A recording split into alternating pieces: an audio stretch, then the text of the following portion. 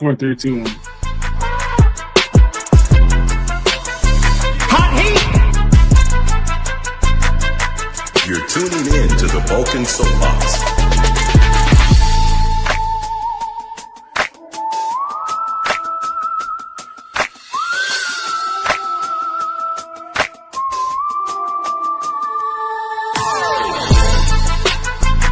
It's your show, Vulcan. Come on, man.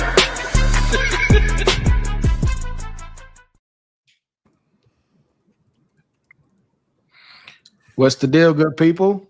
Welcome to the Vulcan Soapbox. Hola. Can everyone hear me? Yep. All right. Welcome to the Vulcan Soapbox. This is the pod. Here we use logic, reason, and intellect to learn, explore, and imagine a myriad of different topics. Today's topic is going to be a good amount of roles. What we want to do is we want to go over everything. We want to go over everything using logic, reason. We're going to be reasonable, and we are going to make sure that we are being respectful of each other. So we'll go through and do the intros. Let's start up top with Wade. Introduce yourself, sir. How's it going? I'm Wade. I'm from DFW area originally. I'm out in Texarkana now, and we're gonna have a good time tonight, I'm sure. Let's go with T Reason. What's up, y'all? It's T Reason. Y'all already know. The boys are local Texan. Here to get it in. We're gonna have a good convo. We're gonna get it going. Yes, sir. Mr. Dane Snyder. What you got? My. I just don't know why y'all keep calling me back, man. You must not have been able to get anybody else to fill the slot. But I'm here. I'm happy to be here. I'm warmed up. T Reason better look out. And I'm Dane Snyder with the Big Daddy Pod. Dane Snyder with the Big Daddy Pod. And last but That's not least, my man, Vulcan. Yes, sir. Excited, everybody. I just brought everybody on just to watch Dane and T Reason go at it, man. Get me some popcorn and I'm ready to go. Entertaining enough. Can't do it. What's goody? All right, so we're going to start off with our first topic of the day. We're going to keep it a little light. Let me know if they can see the screen. If the African-American community could get rid of one, would you choose real or fake gangsters to get rid of? We will start with, excuse me. We'll start with Wade. What do you got, sir? Are we just doing A or B right now, and then we'll come back, or? Yes. So Okay. Real or fake gangsters? Which one would Real you get rid of? gangsters. Get rid of real gangsters. Real gangsters. Okay. T Reasons. How about you, sir? I'm gonna get rid of the fake ones all day long. Okay. T Reason says he's gonna get rid of the fake gangsters. No fugazis. Dane, you getting rid of the real or the fake gangsters? I'm getting rid of the fake ones. You getting rid of the fake gangsters too? Yeah, see? All right. Yeah, see, I can't believe it. I'm starting off agreeing with T Reason. Agreeing. You starting off on the right foot today, Dane. I'm proud of you, man. Y'all gonna keep it up on the same page, man. Got your All big right. boy pants Vulcan. on today, man. We ain't even in the Vulcan. same book. Real or fake gangsters? I'm a few sir? chapters ahead, but we Who you might getting rid of? be reading something similar. I'm getting rid of the real ones. Let's You get go. rid of the real gangsters. All right, so we got 2 for real gangsters, 2 for fake gangsters. Wade, what's your reason for getting rid of the real gangsters? Because the real gangsters are the ones that actually cause the problems in the black community. Okay. There you Very go. simple, That's it. short, and sweet. Yeah. I tend to agree. T Reasons. So I think a lot of these people on the panel who want to get rid of real gangsters don't know what real gangsters are. I think when you know what a real gangster is and the origin of how gangsters started, it was just a resistance from the community to stand up for the community. You know, they were actually give it to me in a couple in a minute, 2 minutes or less. What is a real gangster? So basically, like a real gangster is not necessarily somebody that's out robbing and stealing from people. That's not what a real gangster is. You know, that's a thug. Okay. You know, a real gangster is somebody that just is a resistance to any opposition in his community.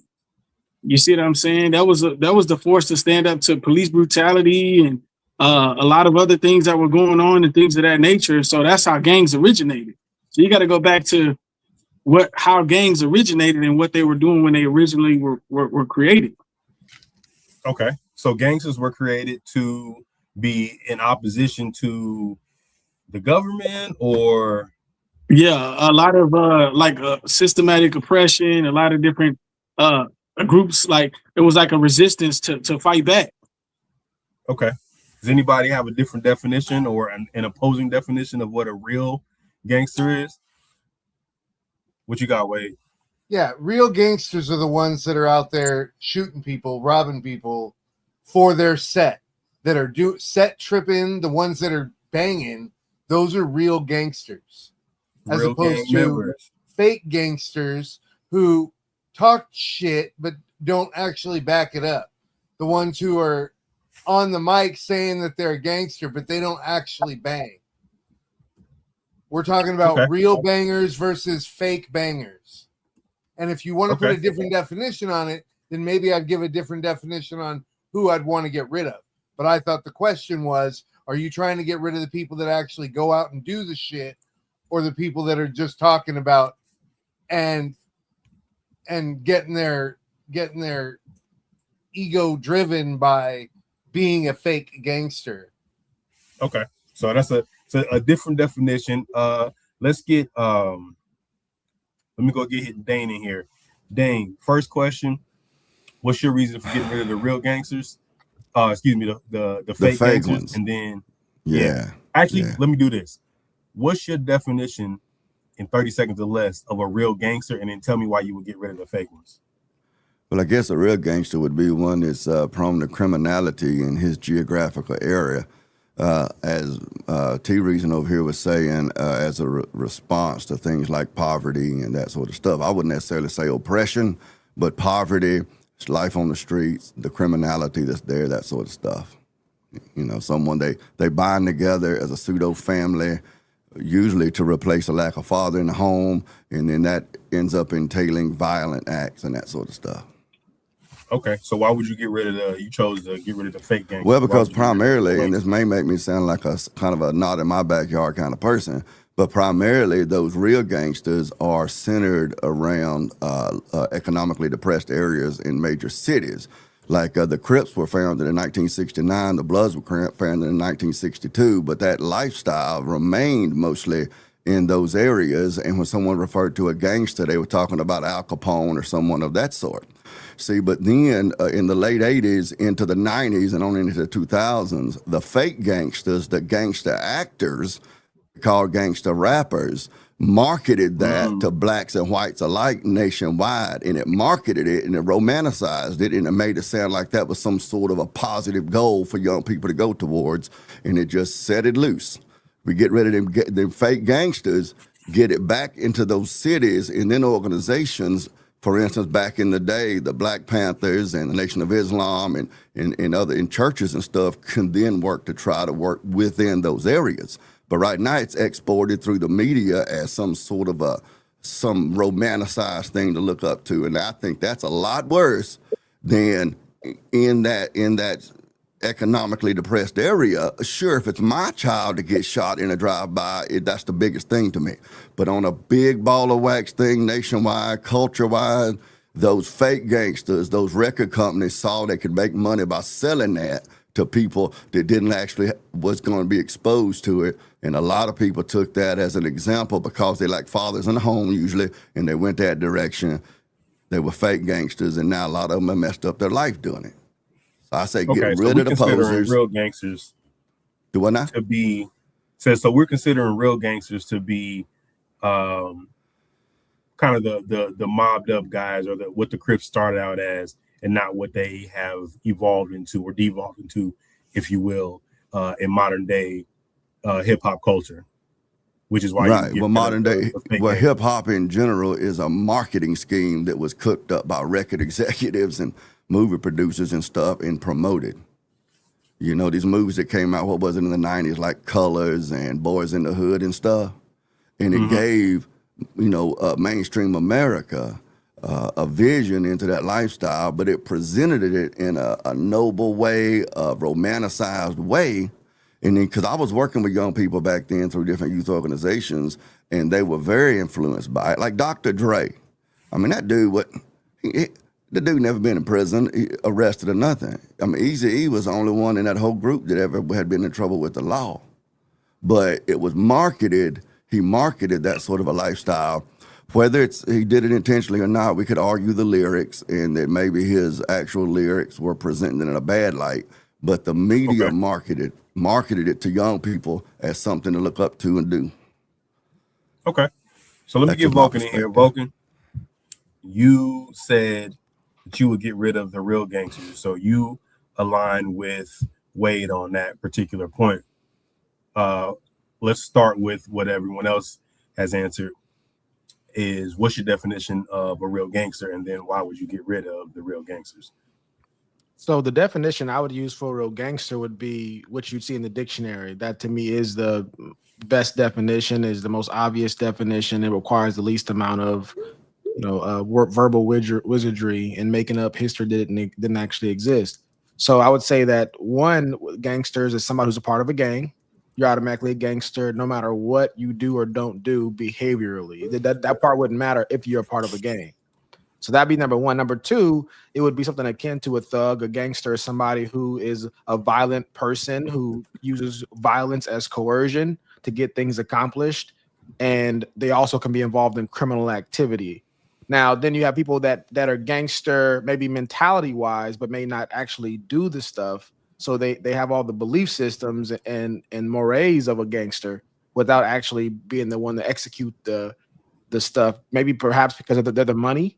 Maybe because, even when you look at the military back in the day, they have somebody who would beat the drums. If anybody seen that movie Mad Max, you had the person that was on the guitar.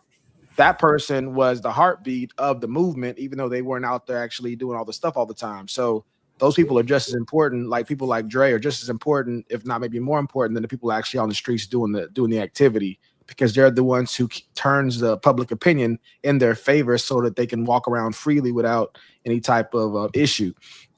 So I would say that's my definition of a gangster, those two things right there. And we got to get them out of the community because, if you just do a basic T-chart of you put fake gangster on one side and real gangster on the other side, and then you start tallying up all the things that they're doing, there's no way that anybody can think that deleting somebody, robbing people, threatening people off your block and all that kind of stuff based off certain colors or different types of values, using that type of forceful coercion is less than somebody pretending to be something that they're not. That's that we have actors that do that stuff all the time. And so sorry, go ahead. What if they're pretending by actually doing the stuff? So origin wise, they may not be gangsters. So you're saying as soon as they start doing actual things, they qualify as a real gangster? I'm saying there doesn't exist. There's no such thing as doing it but not actually being it. The moment you engage in the behavior, you are a gangster by definition. Whether you think you are, you don't think you are, whether the people around you think you are, people that don't think you are, you actually are that. No, I disagree with that. And the reason why I disagree with that is because you can be acting or acquiescing to something, but you might not be affiliated or a part of anything. You could be by yourself and not in a gang at all. That's my second definition. I already accounted for that in my second definition. I gave two.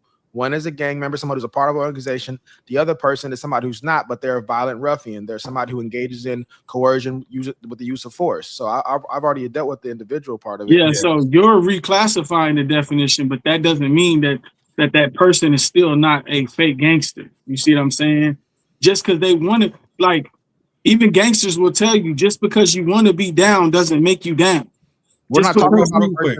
Hold on, real quick, gentlemen, because I think what we're having right now is we're not going to really be able to align any sort of way unless we agree on the definition of a gangster. So we have two people who think that gangster is someone who is committing crimes, who's a part of a gang, who's through coercion or violence, and then we have two other panel members who qualify, who believe those are fake gangsters, and the real gangsters were what the Crips started out as when they in their origin, not what they've become. So Yeah, can we agree that based on this, and I'm gonna say this, if we're talking about gangsters in terms of what the Crips started out as, then I don't know that we have a question, because we wouldn't be talking about getting rid of those guys because they're there in a positive aspect, and they're there to support the community. Can we agree amongst the panel that when we're talking about gangsters, we're talking about the modern day version of gangsters, gang members, Crips, Bloods? yeah, because that's what I gang wanted member. to cover. That's what I wanted to cover. But I would add that into the question. I would say modern day gangsters, because what you're basically assuming is, like, let's say if I dressed up like I was in the military and walked around with military equipment on and went through military training, am I in the army now?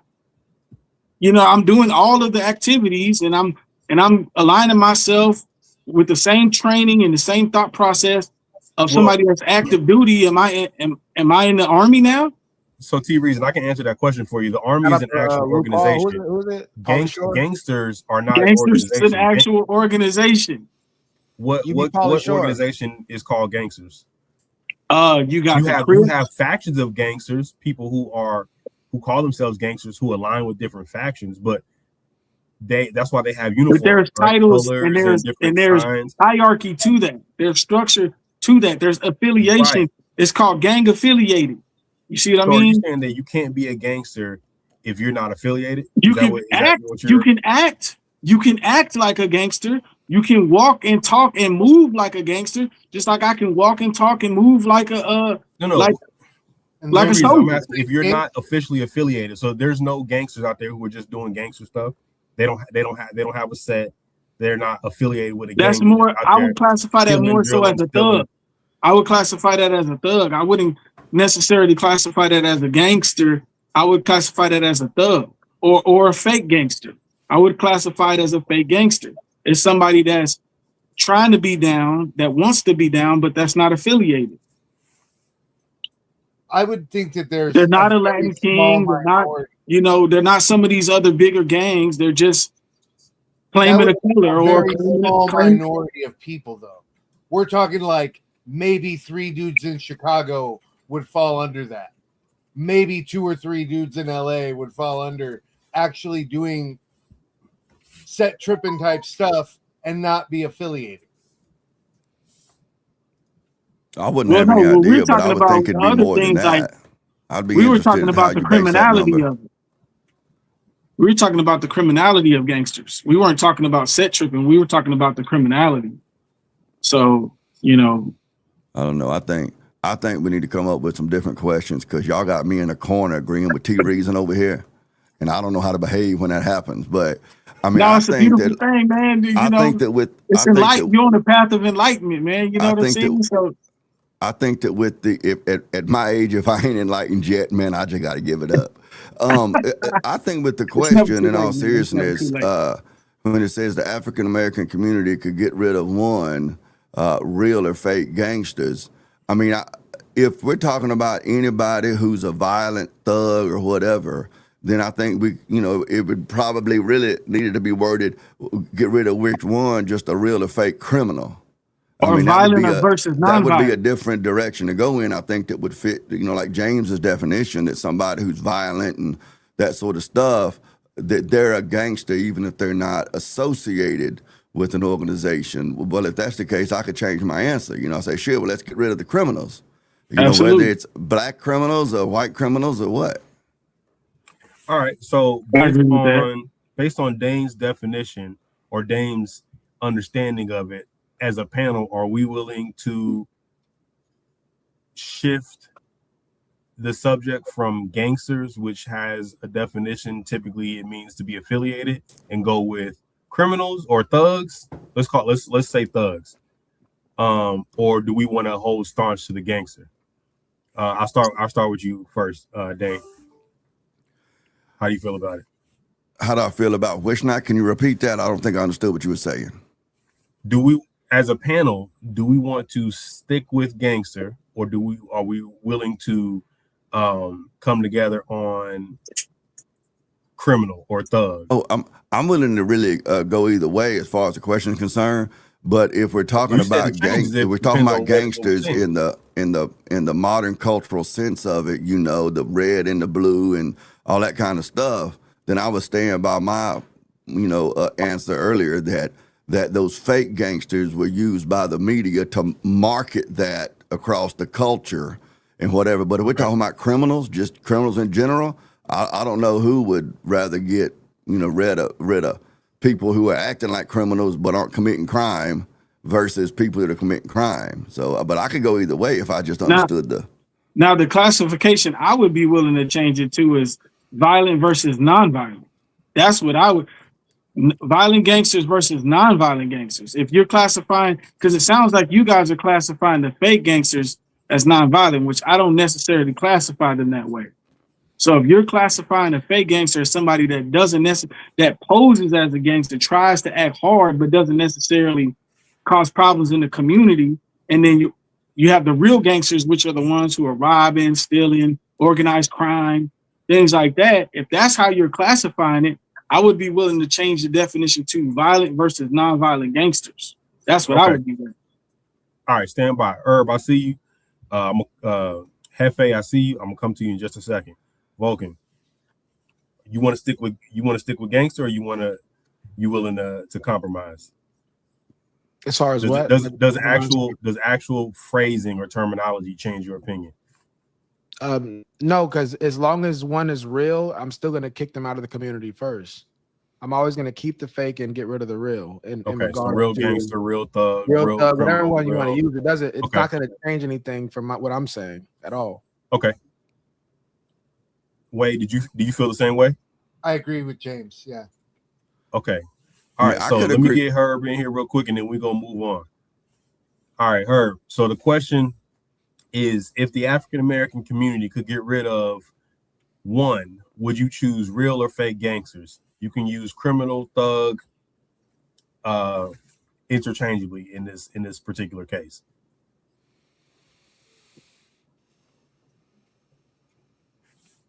You with us, Hefe? Can you hear me?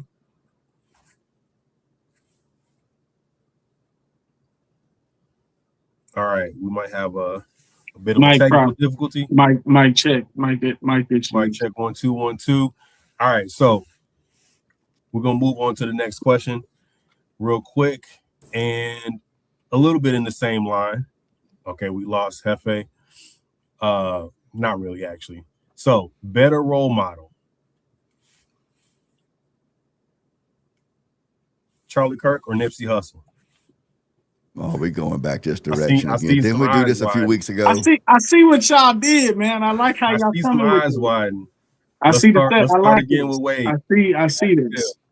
Better role model of Charlie Kirk or Nipsey Hussle? Charlie Kirk. Charlie Kirk. T reasons? Nipsey Hussle. Nipsey Hussle all day long. Okay. Dane? I don't know enough about Nipsey Hussle to really have a qualified answer for you, other than what T Reason and a couple other guys said on this panel a few weeks ago. You didn't do no research since the last show? No. I guess it was kind of a lack of interest. With Charlie Kirk, though, I mean, really with both of them, I need to know role model for what. Like if we're talking about a role model for picking a good woman to marry, I don't know. I'd want Charlie Kirk to be my role model for my kids.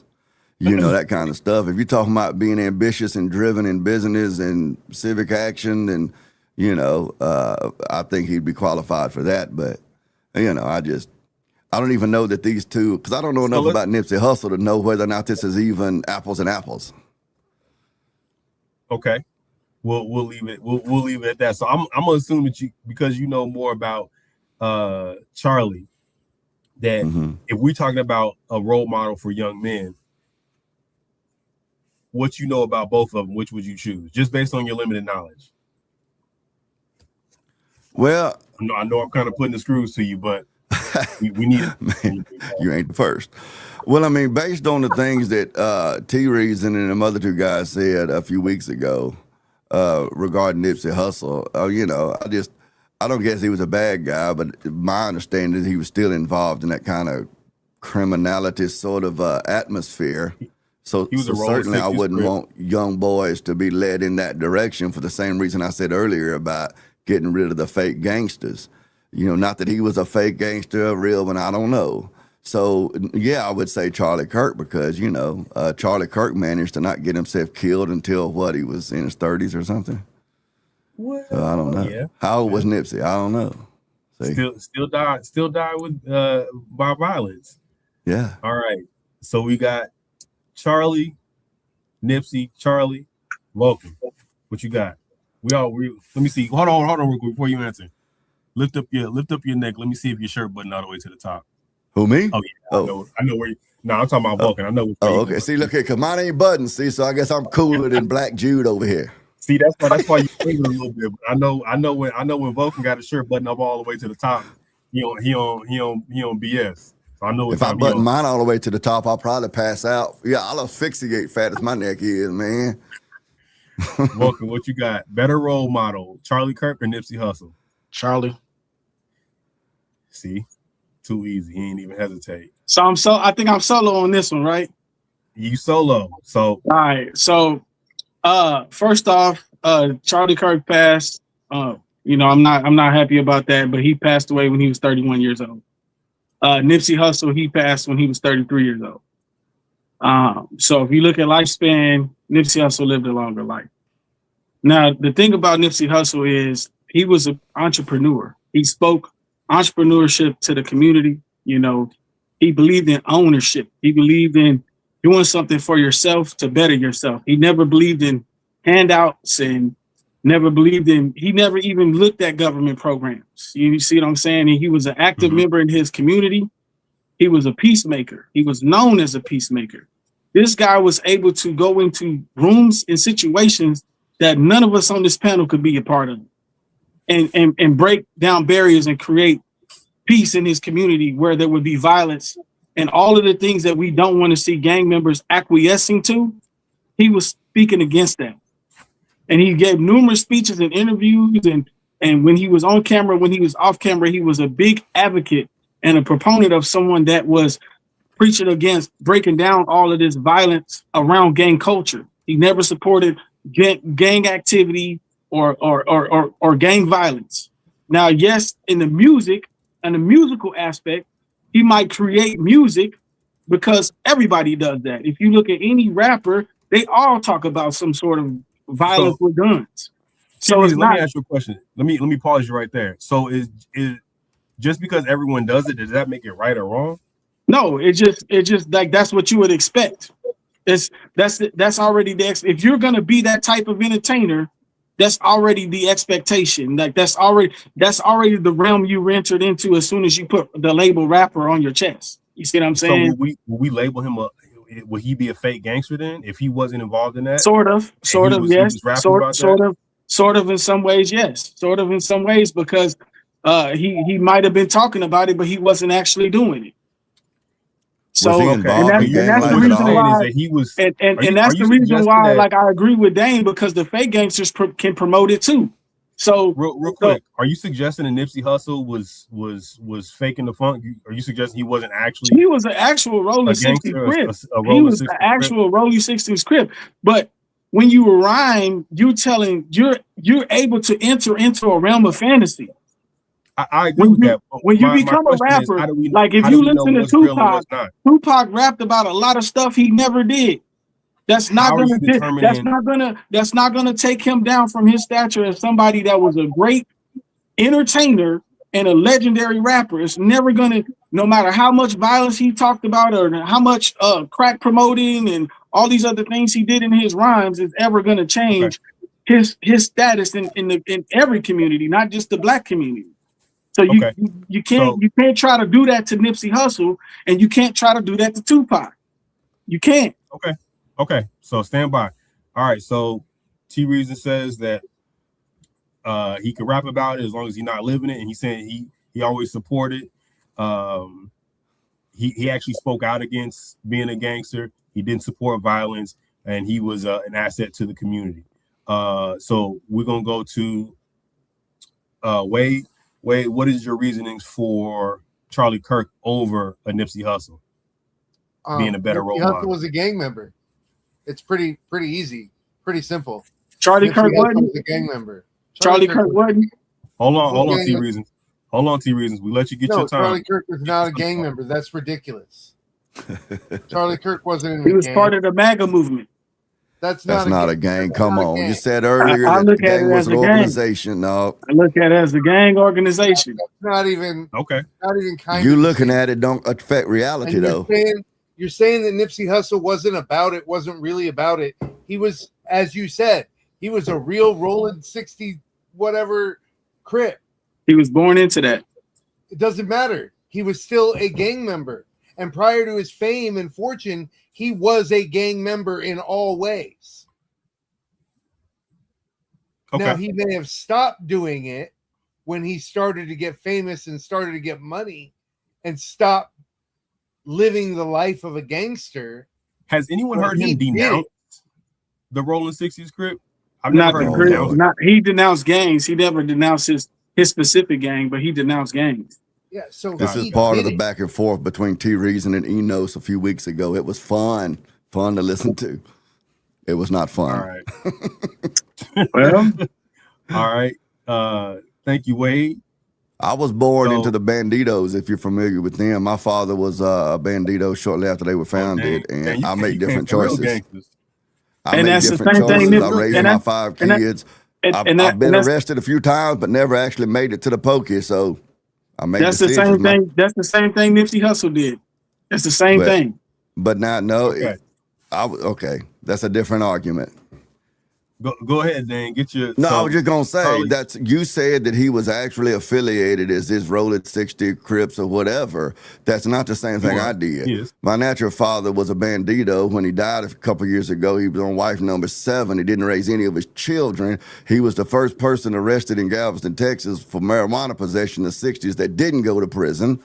I mean, not talking about somebody that's a role model. I made different choices. I could have done like a lot of my cousins did and gone down that route, but I made a choice to be a husband and a father and daily press towards the mark of the high calling of God to produce different outcomes. I made a choice as a man. You know, I got to talk about being a man while I'm on here. So as a man, I said, I'm responsible for my decisions. I might have been born into that, but I didn't have to live in that. Everybody has that option. I don't care if they've been born in wedlock, out of wedlock, behind a padlock. So I'm just addressing and what I'm trying to tell you is he made a lot of decisions to be a father first and to be a prominent member in his community. All I'm addressing. Now, the difference is you justifying his gang membership by saying he was born into it. No, I'm just saying that's a weak justification. It's not. It's deeper than what you know. Like when you're in a certain environment. When you're in a certain environment, and this is the only thing that's going on in every facet of the environment, the environment you're in was nowhere near to the level of the environment he was in. How do you know? Tell me everything you know about how I grew up. You were with the Banditos. Okay, so on the block where you grew up, there was active Banditos on all sides of the street, every angle. On the way to the gas station, I'm asking on the way you home. made a claim. You made a claim to have some sort of knowledge about my life growing up. I need not associated. There's no reason to ask me questions. If you can make that claim, then you need to be able to explain to me everything that you know. Because you don't know nothing. You pulled it out of your butt, man. You don't know nothing. You looked at a 54-year-old white dude with a great beard and you weren't surrounded by gang members. You didn't actually witness gun violence at. You don't know what I witnessed. Gentlemen, hold on. All right. We're going to let Dane get his off. T Reasons, if you have a rebuttal for what Dane has to say, after Dane finishes saying this thing, you can go. And then we're going to move on and get Vulcan's opinion. All right. Let Dane finish his statement. Go ahead, Dane. Just the way logic and reality works. You made a claim to know something about how I grew up in the atmosphere I grew up in. You don't have anything to back that up with other than your own imagination and fantasy that you conjured up based on whatever. So you said you didn't grow up this, that, and the third. I'm asking you to tell me everything you know. And what was your response? You began to try to interrogate me about my past. So that tells me there you don't know a thing about my past life or how I grew up or anything. You've imagined it to fit your argument, which means you pulled it out of your butt. Because you don't know, you just talking about what you think because you want to justify something regardless of what the facts and the reality is. So it's not up to me to give you that information. If you don't have the information about my childhood growing up, then you can't speak to it. Okay. So essentially what my man Dan is saying is if you're gonna make a claim, you have to be able to provide your own information. You cannot make a claim that you have certain knowledges and then get that knowledge from him. T reasons. What you got? Would you like to sounds like Dane wants to live in. Yeah, it sounds like Dane wants to live in a fairy tale land where he can say, "Oh, well, I've had situations where I've lost family members to gang violence, and every single time I walked to the gas station, I had to encounter other gang members from other sets actively trying to kill members in my family and actively trying to take my life from me and challenging me on the colors that I'm wearing and the contents of the way my hat is tilted to the side, and I've had to fight every single day of my life just to exist on the neighborhood that I live in." It sounds like that's what he's trying to fairy tale land. It sounds like that's what he's trying to fairy tale land into existence. When you live in Compton and when you live in areas of California, gang violence is active. The areas where Dane has lived in is nowhere near to the same peak. It's you not can't to the know same a thing about the areas I lived in. You can't fairy tale land. T reasons. The point that Dane made is if you don't actually know that, you don't have that experience, you cannot make a claim. It's not possible. The gang culture culture in California is only unique to California. So unless he grew up in California in the same neighborhood under the same conditions as Nipsey Hussle, he didn't grow up the same. There's no way. You're claiming he's trying to add in padding to his life story that does not exist. He's trying to pad his life story to something that don't exist. Real quick, how do you know that?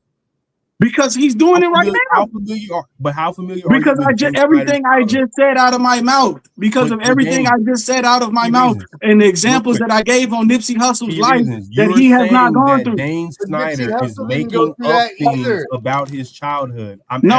He's trying to make an apples to oranges comparison when you cannot make that comparison because he's not from California. He didn't grow up in the same neighborhoods. He didn't live under the same type of gang activity. Can I say this? Nipsey Hussle did.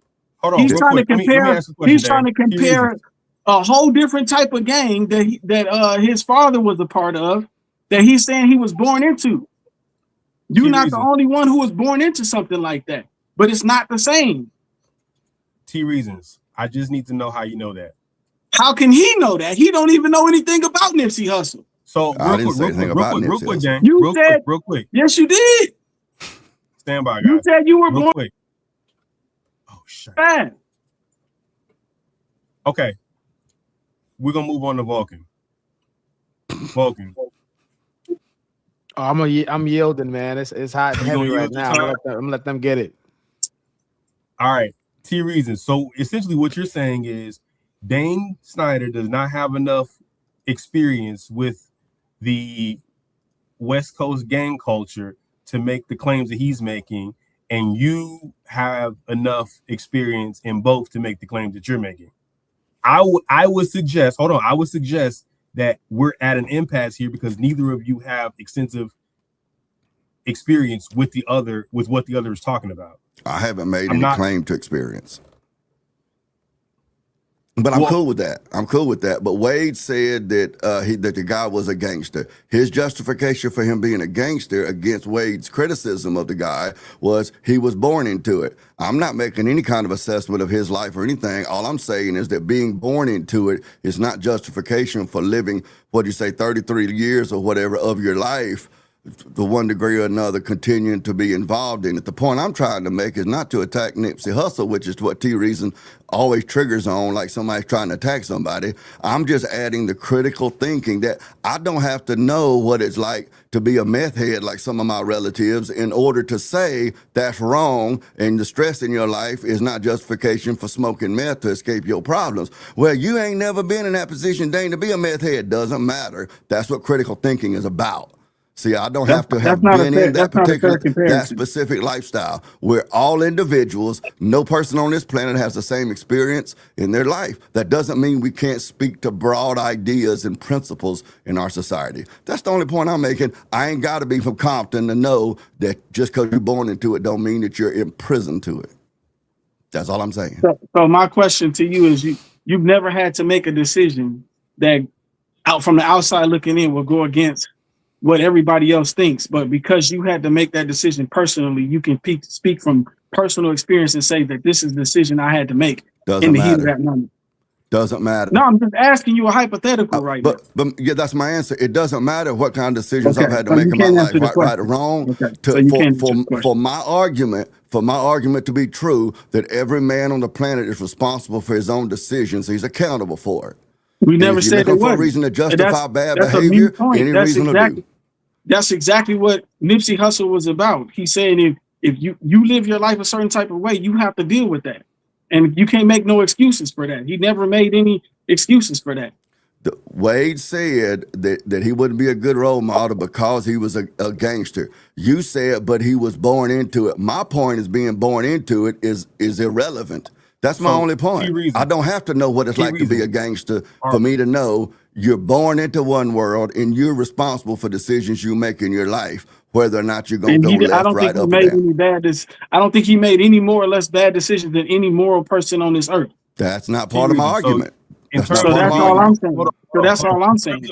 In terms of being a role model, T Reasons, this is somebody that you want to pattern your life after. Are you suggesting that you would want your son or your daughter or your nephew or niece to join a gang?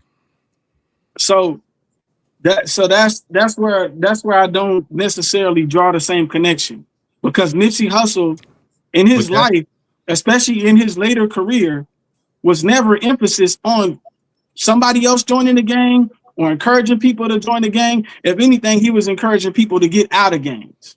So that's where I think y'all misunderstand. When you're talking about a role model, T Reasons, you have to exactly. So you're trying to find a flaw in who he was to try to attack his character instead of looking at the example he gave. I'm looking at the example that he gave and what he spoke about and what he encouraged people to do. This is what I'm talking about. I'm looking at his actual actions in his later years when he was very famous. But why are you cutting it off in his later years? Are we not considering the entire body of work when we're talking about role model? People in their early years, when he was younger, he didn't have a lot of control over. He didn't have a lot of faculty over his life. This is why he's a good example, because he's showing people he can reach people that you cannot reach, that Charlie Kirk cannot reach. People that are deeply lost can be reached by Nipsey Hussle. That cannot be reached by a Charlie Kirk. That cannot be reached by a Dane Snyder. That cannot be reached by. Is that vice versa? Is that not a vice versa? Are there not people that I think Nipsey Hussle's movement was great enough to reach a lot of people, everybody. I think if you actually understood his message, he spoke about entrepreneurship.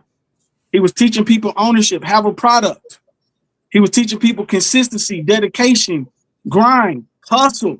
That's what he was teaching. He was not teaching gang violence. He was not teaching gang activity, gang affiliation. He wasn't teaching none of that stuff, but all that stuff is second nature to him because of the environment he was born into. So y'all judging him by the environment he was born into instead of what he built himself up to be given the circumstances. He didn't have a family with multi-million. He didn't grow up in a family with multi-million-dollar background. He didn't grow up in a family that had all these resources and all of the things that Charlie Kirk had. He didn't grow up like that.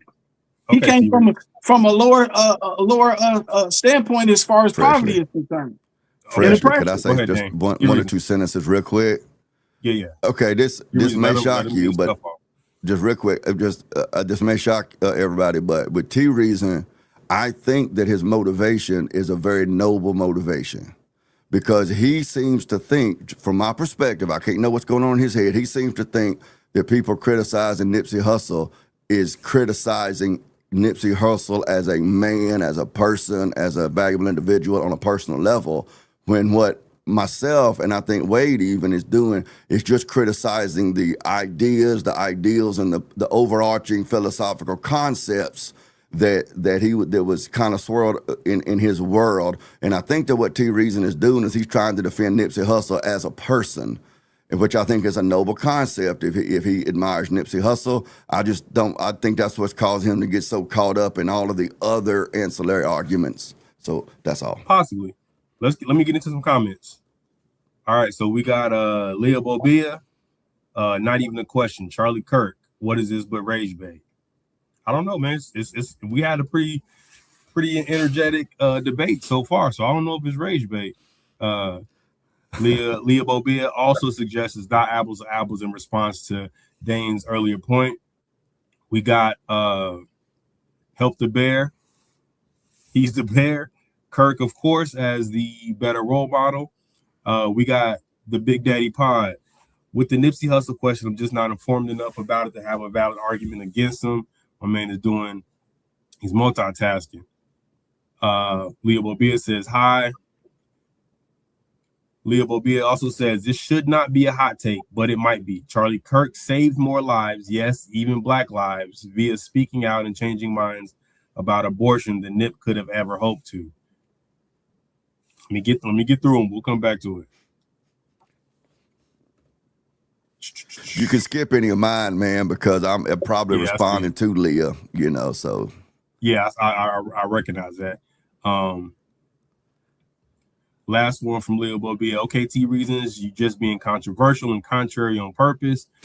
The fact that you glorify a gang member that encourages that behavior over a conservative Christian man is ... something else. All right. Help the Bear. He wasn't born into it. Who told you that, T Reason? That's a good question. Also, who are you to speak on it? I can say for almost certain you haven't grown up in gangs. We don't know that, Leah Bobea. T Reason, you putting a judgmental double standard on Dame because he's white. Isn't there a word for that? Race didn't have nothing to do with it. It's geographic location. I mean, for the record, I don't think it's necessarily a race issue. Well, I think, of course, being a white guy plays into it, but I think probably the majority of it was that I'm clearly from South Alabama, somewhere close to it, and it's not known as a gang hotspot. So, I can get that. Man, the comments is active. I ain't gonna lie. Help the Bear says T Reason's doing the you've never struggled or been through things because you're white. I don't know if we agree with that. I don't know if we agree with that. I don't even know who that is. But I will say that's two people in the comments who've said the same thing. I haven't heard him say that. I haven't heard T Reason say that or allude to that. But those are some points. I know who Leah is, but I don't know who Help the Bear is. Somebody that need help from a bear. I'm looking at their little icon, their little profile. All right, this is the last comment, and we're gonna move on to the next question. Respectfully, T Reasons, you're defending a man you know nothing about, minus what he chose to show people through rose-colored glasses of stardom. All right, that's enough comments. Thank everyone for being in the comments, being active. Please stick with us. We appreciate it. So Charlie Kirk didn't have rose-colored glasses? Before we move on, Vulcan, come on now. You got anything to say on the subject before we move on to the next question? I'm spicy, man. Boys, it's getting lit. Let's go. Yeah. All right. Here's something. Whoever came up with these questions, y'all might want to have it. We might have to fight after this. More negative genre of music, rock or hip hop? Come on. We're gonna start with my man Wade Burrows. Wade, more negative genre of music, rock or hip hop? I don't know. It depends on what is meant by negative genre. Oh, come on, man. Let's put a blanket statement on negative. Anything that's not good. I would still say hip hop. God damn it. I don't want to say hip hop, Dang. but I'm gonna. All right. Lingua, senor, lingua. T reasons. This is a hard one, man. I don't listen to enough rock music. You know what I'm saying? If I listen to more rock music, then I could probably say rock music. But I don't listen to enough rock music to say that they're more negative. Now, they do have negative music, okay? Of course.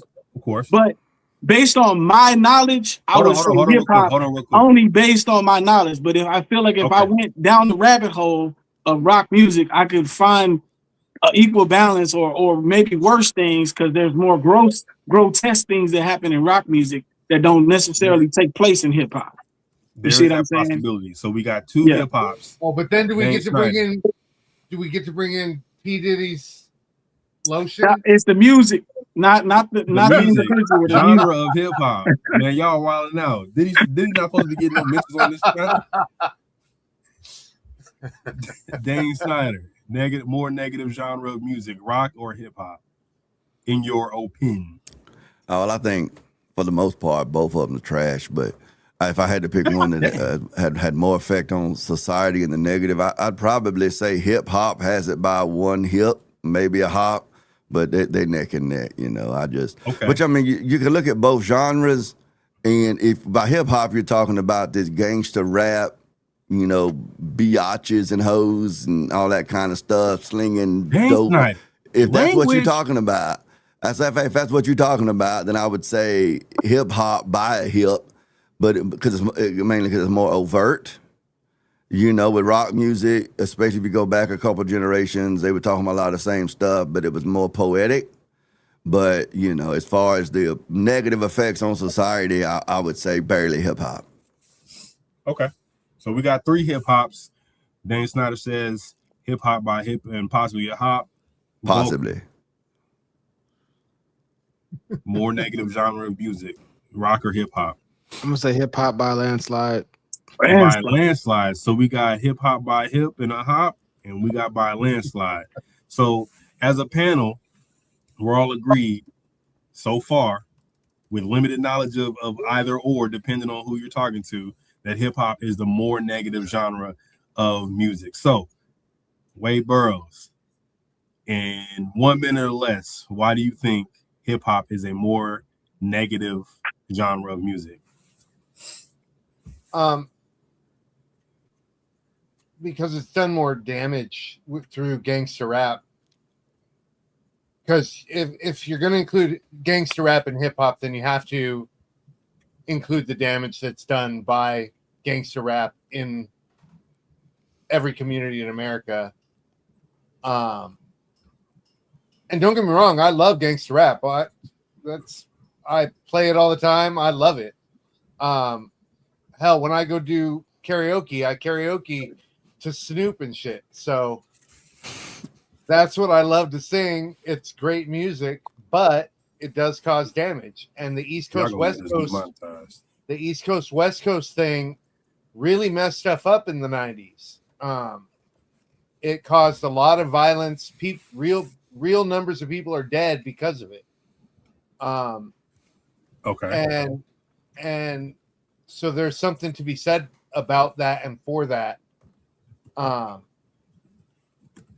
But it did put out some good music. Damn, I love Tupac. I love Snoop. You know, so hell, I even like Biggie. I'm West Coast. I don't know why you said that as like an acquiescence. Like I even like Biggie. Man, people okay. So yeah, I grew up in California. So, but I even like Biggie because he was an amazing artist as well. Okay. But yeah, the damage has to go to hip hop.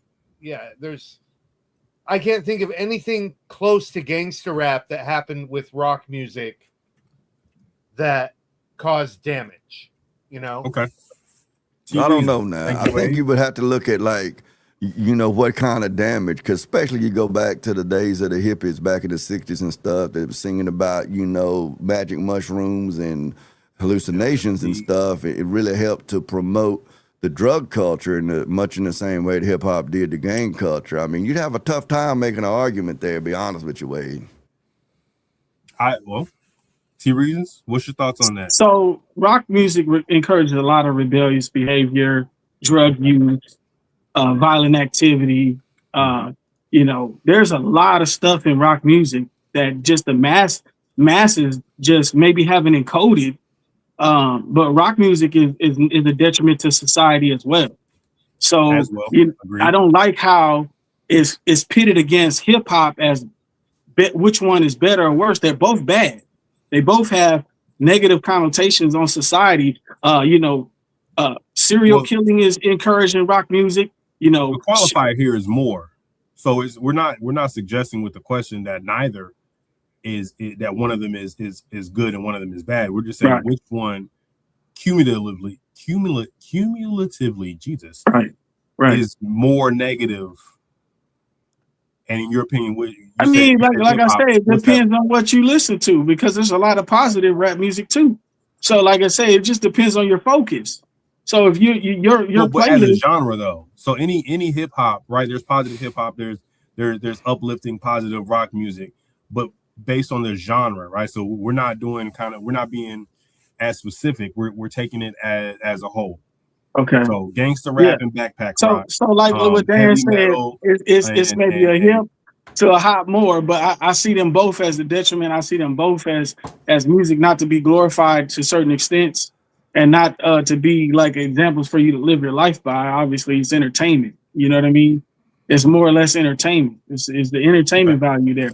You know, but obviously, you know, hip hop has a worse name, or is seen in a much better light on a broader scale.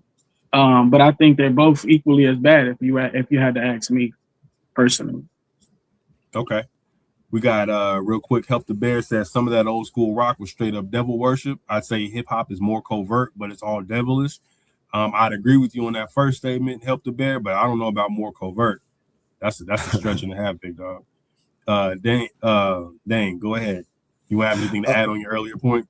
Yeah, well, I was just thinking, you know, to follow on what Wade was saying, it just really depends on what perspective you're coming from, because you know, I think of like some of my country music, people like Merle Haggard singing about turning 21 in prison, doing life without parole, and you know, Hank Jr., Bo Cephas. Are you singing Merle Haggard freshly? Come on now, big dog.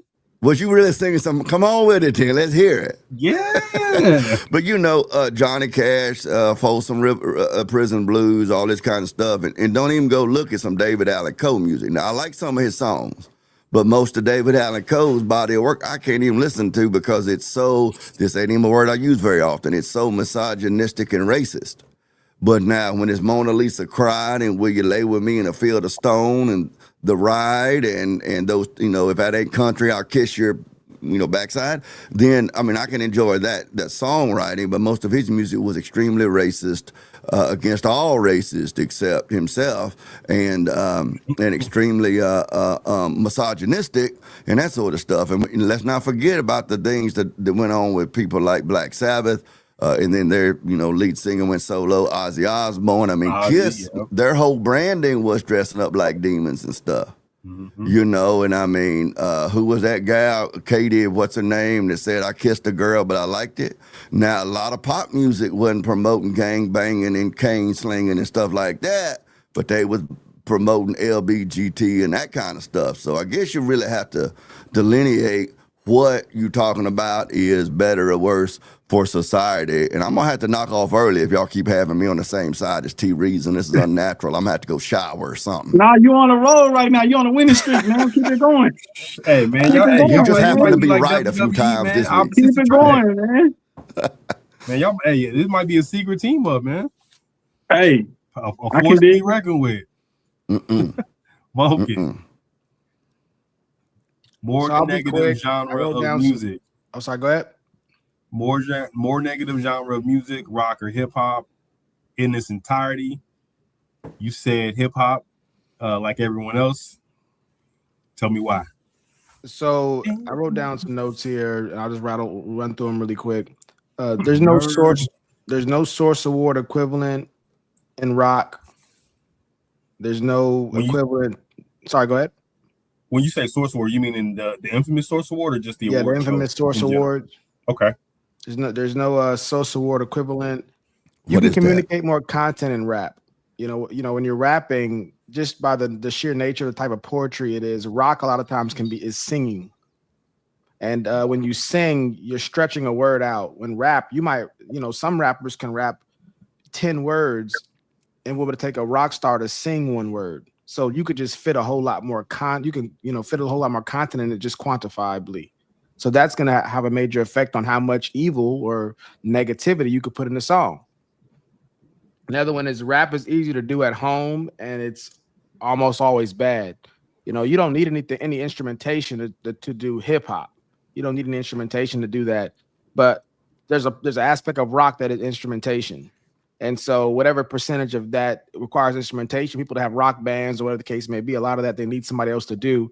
When rapper, you can go a whole underground, you can have a whole career without any type of instrumentation. Somebody can just beat on the desk and you could be doing rap. So it's just easier access. Kind of like comparing basketball to football. Football, you could do pretty much anywhere too. But basketball, you could do that really anywhere. There's a lot more basketball. Like basketball to golf or basketball to baseball, for instance. Yeah. That'd be one. It takes a lot of stuff. Yeah. Absolutely right. More deaths, more criminals, more criminality. If you just they also done studies on it where they've compared all the different genres, and hip hop had more negativity than all the other genres put together when they did the studies on this kind of things. And what they'll do is they'll just tally it up. They'll just take a song and tally every time something negative it pops up, and then they add it all up at the end. Hip hop destroyed everybody. It wasn't even close. And also one thing about hip hop, and I don't follow rock as closely, but I'm aware of rock to some extent. Hip hop actually attacks lesser negative versions of itself.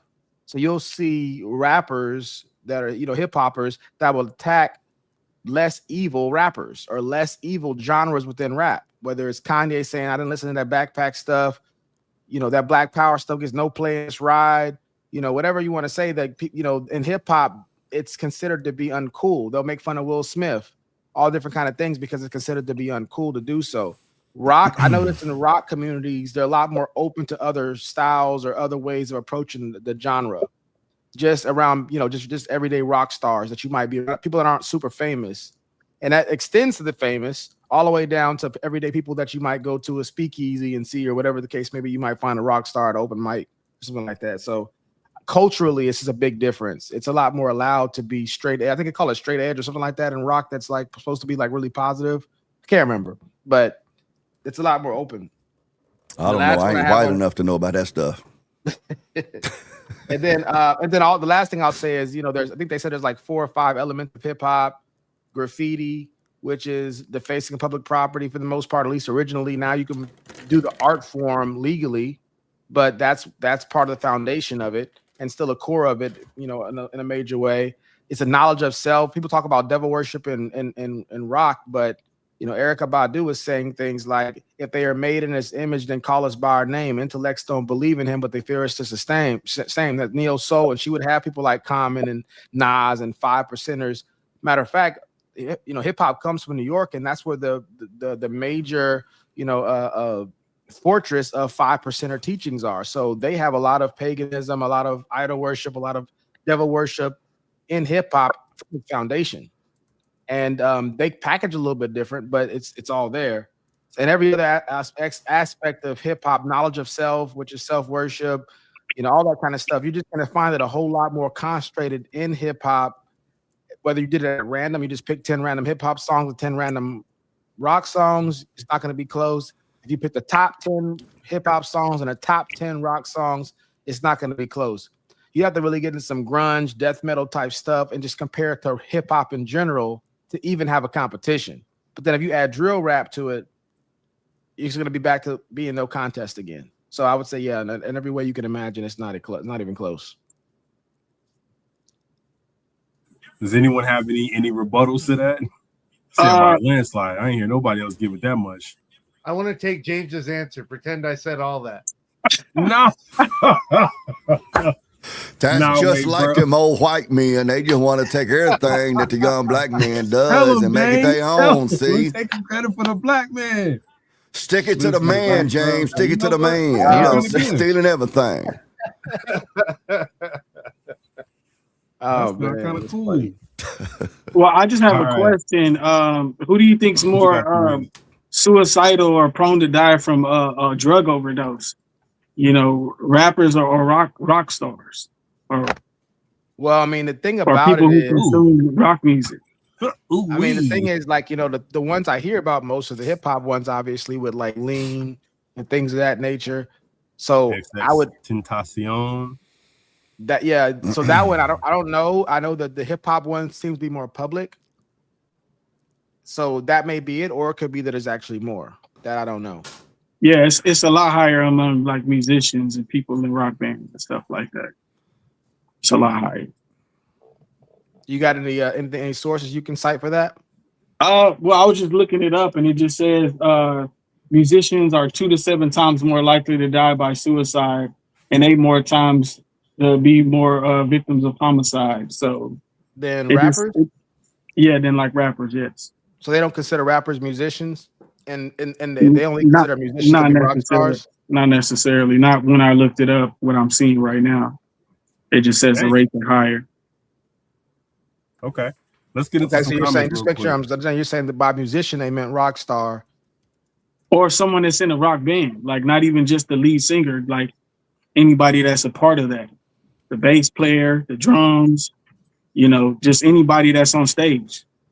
Because it's usually with rock, it's a Musician group. also includes like Enya, right? Enya's a musician, but definitely not a rock musician. So Okay. that would include all musicians, right? Okay, maybe it does stretch a little bit more. Maybe I'd have to look at it just specifically for rock. But I know that when you're in a rock band, usually it's more than one person. It's not just the person on the mic; it's everybody on stage.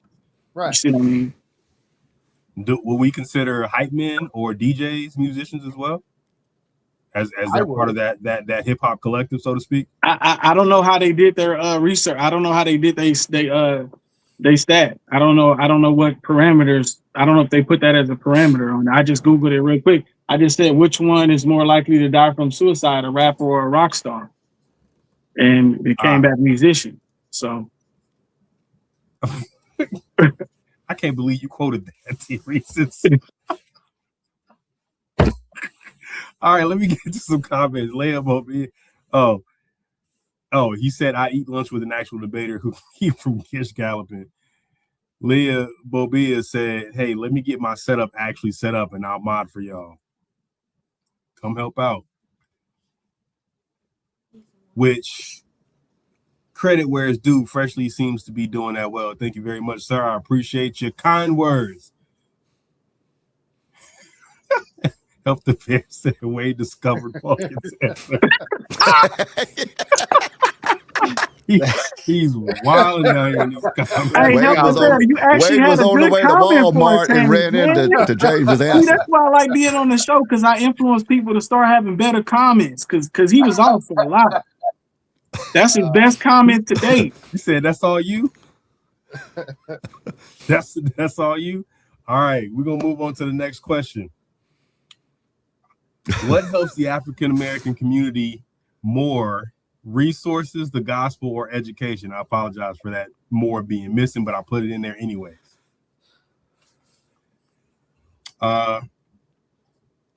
Wade Burroughs. Do we have to go? Which one do you think would help?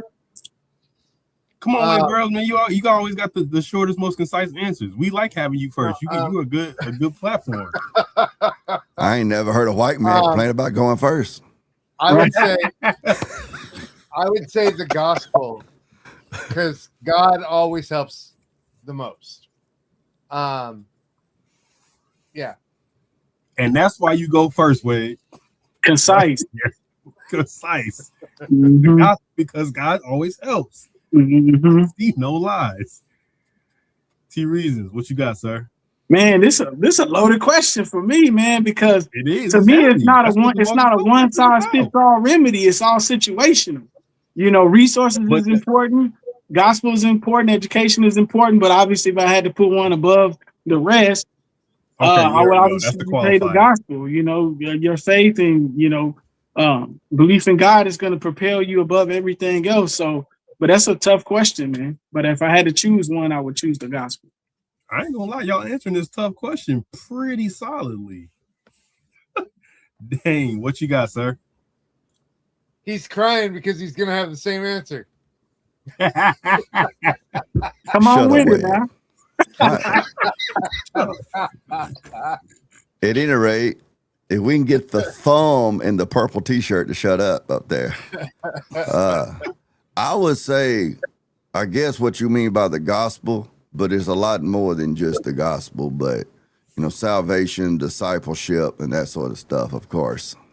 But it's it's a tough decision which would be more, because all of them go hand in hand and everything. And I'm looking forward to next week where me and T Reason actually disagree, because I'm stuck here. I can't get out now. Now I like this week. I like the direction we're going as in many this topics week, as man. y'all want. Yeah, we No, cool. what y'all need to do is start Yeah. calling on me before What- T what- Reason, and then T Reason's agreeing with me. So y'all Nah, got keep this it the set order. up. Now the order, we got the right order right now. All right, Vulcan, what you got, sir? The gospel. I thought this was gonna take us some time. All right, so Wade gave us this answer and his reason, because God always helps. Wade, you have any addition to that? You want to expound on that? No, anymore? I mean, you know what, gospel- Wade? I'm gonna let you go last. You want me to let you go last? Thank you. I'd appreciate My that. man, I got you. I'm gonna let you go last. All right, let's go in reverse. Me first?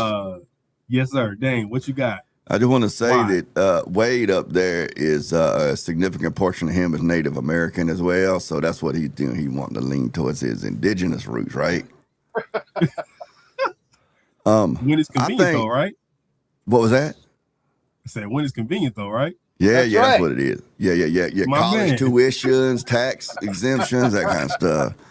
Right. Casinos. Anyway, with the gospel, though, I think it's important that we delineate that, like, the gospel means more than just evangelism. People focus so much on that evangelist, but there needs to be actual discipleship. And this is true in the black community across the board, where we can go in and we can preach the gospel, and then we can say, go to Sunday school, join the church, and play the part. But if there's not actual answers to the question of how now then shall we live, which is what all those epistles are about that come after the gospel, then that really needs to be really covered. And it used to be really in all communities, but we're talking about the black community at this point, when the black father was present in his home and everything, and that black father was taking his family to church and those sorts of things. Look, go ahead and I'll say it's a problem in the white community now, largely because of the feminized lower Protestant churches and single motherhood in both communities.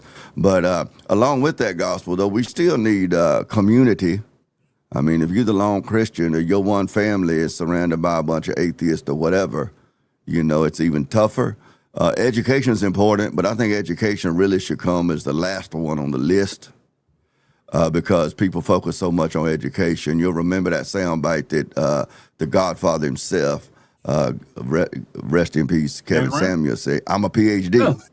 People, they focus so much on that. I'm a PhD. Well, you can't eat that degree. That kind of stuff. That degree won't keep your family together and that kind of stuff. So I think education should come last. I would have, if you asked me what order, I would say gospel, community. If you got that, then you're going to get your own resources. And then it's good if you're educated. It's good if you're educated, but there's a bunch of close families out there living a good life that can't hardly read, in different parts of the world, of course. So that's my position. My man, T Reasons. Man, I gotta say, man, I like the way you put that together. It was a little long-winded, but everything you said was spot on for a change. But obviously, to me, all three of these are important. They all carry a lot of weight to them. You need resources. Obviously, you got to have God in your life, and obviously, if you're not educated, you're gonna make dumb decisions. So I think all three of them are important. But faith in God trumps everything. God can get you through some of the most difficult situations. It can pull you out of adversity. It can help you become your truest self and help you reach your higher calling and different things like that. So obviously that's going to be number one on the totem pole. It's going to reside at the top of the list every single time for me. Okay. All right. Now we lost Vulcan. Wade. You ready? Yeah, I'm ready. Yeah, I mean, Not so close, Wade. because we're all on the same. Oh, sorry. Because we're all on the same team here, I feel like it's kind of beating a dead horse. But God has to be the first thing. If you don't have God, if you don't have the gospel, then everything else, you don't have a frame on which to build your life. Okay. He's the foundation.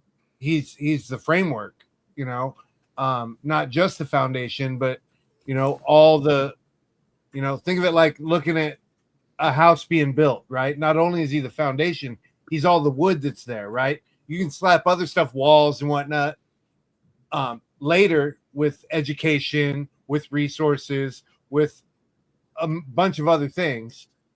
But if that framework isn't there, then you're not building anything.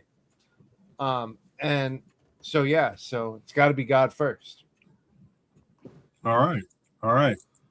Let me get into some comments real quick. See if we can get Vulcan back. Maybe not.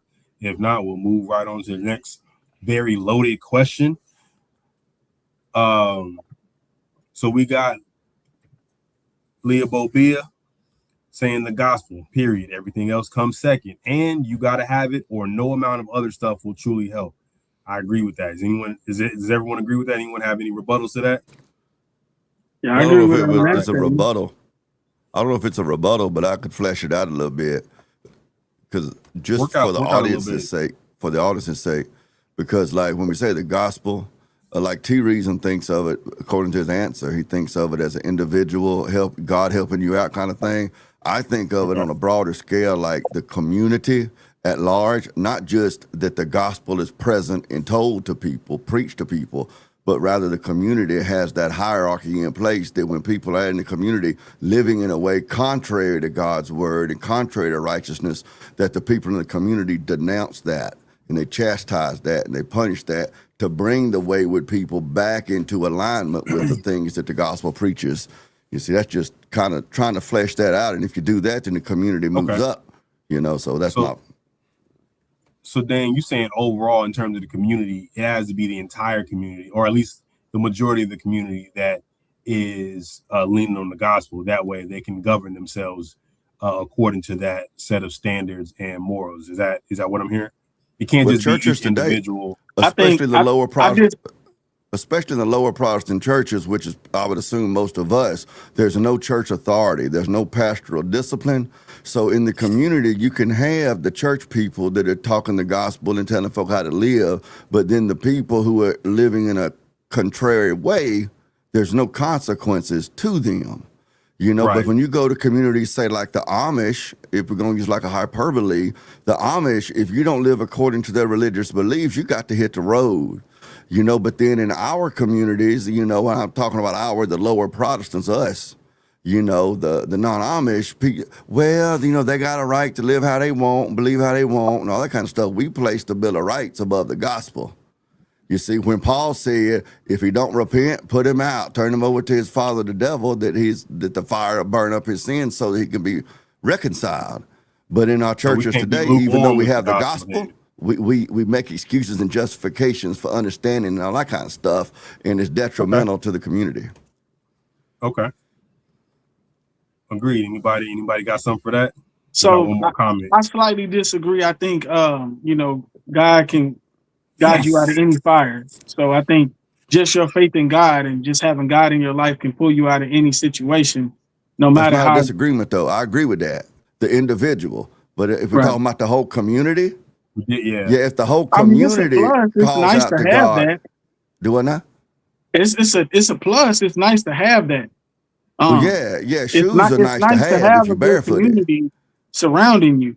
Yeah, I agree with that wholeheartedly. But I think that even if you just have that personal relationship with God, regardless of the environment that you're in, if He brought you into it, He's going to bring you out of it. So But You the know, I question think was that about the community, though. Was it about the community? The community. You know, what I mean, like God can pull me out my butt out of a crack, but that doesn't mean the community is going to benefit from it. And for the community to benefit, there needs to be some authority in place to tell people in the community, you need to get right or get left. You know, you got to man up or shut up. You know, that kind of thing. And in the community, in the West in general, that's considered extremism and fire and brimstone. And you got to just think that God loves them no matter what, and think the best of them and happy thoughts. All right, we're gonna read this last comment, and then we got a new panelist joining us, Christian the Great. I'm gonna get right to you, sir. Let me get this comment out the way first. CTG. Yeah. Eno's Quest says, Are all y'all saying the gospel will help the African American community more than reparations? The money, the fettuccine, coming in with the question for the pod, man. Hold on, man. Are y'all saying the gospel will help the African American community more than reparations? Absolutely. Reparations would be nice. It's, you know, it's always something that's talked about, you know, but we can wait. We can sit and wait around for reparations forever. We can take action now and put the power in our own hands and our faith in God. You know what I mean? So, you know, I think that Timu. That's an afterthought. All right, Dane Snyder, I want you and Wade to answer this question as if y'all were also going to receive reparations with Black people. Okay. Who says I wouldn't? That dude up there is Native American, man. That dude up there is an Indian, man. Man, Native American already got reparations, right? They got some things. We got we got casinos. Yeah, they got some stuff over there. I just want to say that Timu LeBron James there that called himself Eno's Quest, he trying to stir up some mess here on the panel talking about some LeBron James is yeah, crazy. Don't he look like LeBron? LeBron James. I don't know if LeBron ever been as wavy as Eno. Oh, Eno's a little more wavy than LeBron? Listen. When Eno's got his haircut, he throw that dewey on. Eno's might how you swimming. I ain't gonna lie to you. I don't know if LeBron ever had that. He been nappy-headed his whole life. Now he had a brief moment when he got his hairline back. When he got his hairline, the first time he got his hairline back, he was a little wavy up there. A little bit, but a little bit. Listen, yeah, LeBron is a couple brush strokes away from KD at all times. True. That boy hair running away from him. I think it's all that quick, fast movement to the basket, pushing his hairline back. The Lord had to take something from him. He got everything. He got everything. He got athleticism, height, prime genetics. Take his hairline, Jesus. He can't have everything. Right. I've only ever seen Enos in the same spot I'm seeing you freshly. So all I see is that beard he got to look like LeBron, and then that kind of forehead and the basic facial structures. I don't know what his hair actually looked like, but when I first saw him online, I said, man, that dude look like LeBron James, you know, the Dollar Tree version. We're going to clip that comment, and then the caption is going to be Dane Snyder suggests all Black people. That boy said the Dollar Tree version. Dollar Tree is crazy. He can't even get Dollar General, Dollar Tree. Oh, Enos ain't even on the pod to clap back. He just got to sit there and take it. He can't even get the Family Dollar version. Family Dollar at least got clothes. Yeah. Dollar Tree is wild. David Cooley. David Cooley over on No Fugazi one time. One night I told him he was he looked like the love child of Urkel and Usher. You know, had a child together, and that was David Cooley, and then he called me Trailer Park Santa Claus. So I thought that's pretty funny, man. Dang, you got a crazy eye. Urkel and Usher? Yeah. Listen, chat, when y'all get a chance, go over there and Google Image Cooley. That's a crazy take, Dane Snyder. Oh, he could take a joke, though. We go back and forth every now and then. About the reparations, though, I think reparations is a crazy idea. I think it's absolutely untenable to actually do. One reason is because if it was reparations, who's going to pay it? Is it going to be the American taxpayer? Yes. So you're going to end up with a lot of Black people descended from slaves paying for the slavery of their ancestors. It just doesn't make sense. Trump right now talking about this big income tax refund because of the tariffs and stuff. I don't want none of that. I want the government to get out of my pocket to begin with. If they got a big surplus on taxes, that means they took too much to begin with. Get out of my pocket. Don't refund my money back to me. Just let me keep my money I earn. So I would say let's do that across the board. But as far as reparations, sounds good to a lot of people, but it just when you get into the logic of it, of who's going to do it, how it would actually work, it's just unworkable, I think, anyway. I'm sure T-Reason probably would straighten me out on that, though. Hold on, T-Reason. Damn, Skippy. You sure right. Hey. We can take it out of that same fun. Don't forget, because I know you about to go crazy. Let me get Wade in there. Wade. Before right. T-Reason gets... I agree with Dane. Reparations is completely unworkable. You cannot... because what makes a black person in America today? Nothing except saying that you are a black person. There's nothing that is objectively on anything that says, oh, this person's black and that person isn't. The only group of people that have ever been characterized by the percentage of the color of anything or whatnot have been the Native Americans. So there is no, how much black are you? Oh, I'm 1/4, 1/64 black, 1032nd black. Thank you, Elizabeth Warren. Like, no. Rachel Dolezal. Yeah. So there is no thing that says how someone becomes black. And what would have to happen is they'd be like, oh, on the last census, whatever you put down. So I bet what? They'd have at least one more census between the time they think of that and hey, everybody in America is black all of a sudden. There'd be 95% of America would be black because everyone would be writing it down as I'm black right now. Now I'm black. Now that there's about to be something for it, I'm going to be black. Hey, guess what? No way. I'm on that census. I'm checking white. I want to see what's on the other side. Y'all keep y'all keep that money. Do that now. Y'all want to listen. After reparations go out, the white box. After reparations go out, I want to be living in America as a white man. Right. Yeah, you can do that now though. There's nothing that makes white. There's nothing that makes white a thing either. You can check white on every box. You can have your kids check white. It's all good. I love making the argument that the white people don't really exist if you really study the actual data. It's a whole bunch of different groups of people from Europe. Most of them can't get along with each other, and they've all spent centuries trying to kill each other. So this idea that there's some monolithic white people, that's an American thing. What was that? So I ain't gonna let you get that in here because you and T-Reason been getting along today. So at the end of the day, there's no way to quantifiably make it so that the right people get the reparations and the right people have to pay it, right? Okay. And so that's the scenario. So since there's no way to implement it with equanimity, then why even bring that up? It ain't ever gonna happen. It's a pipe dream. It's laughable on its face from not being able to do it. It's laughable. Wade Burroughs says it's laughable because it's an implausible journey at best. All right, T-Reasons.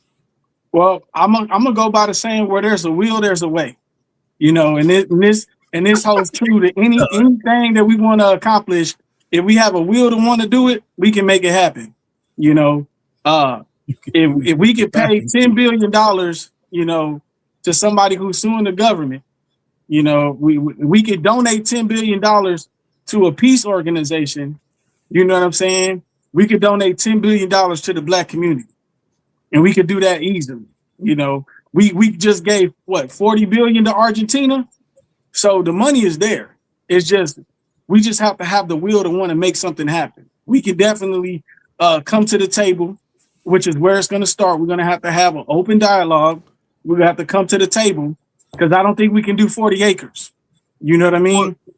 I think we just look it down in the money. What Wade and Dane are saying is that even if the money was there, we're assuming the money is there and reparations are available. Wade and Dane are saying, how would you make sure that only black people get it? how you've been identifying for your whole life. You have to have identification to show that that's how you've been identifying, whether it be on your driver's license, your school records, those things of that nature. So what about all these Democrats that can't get IDs? That's a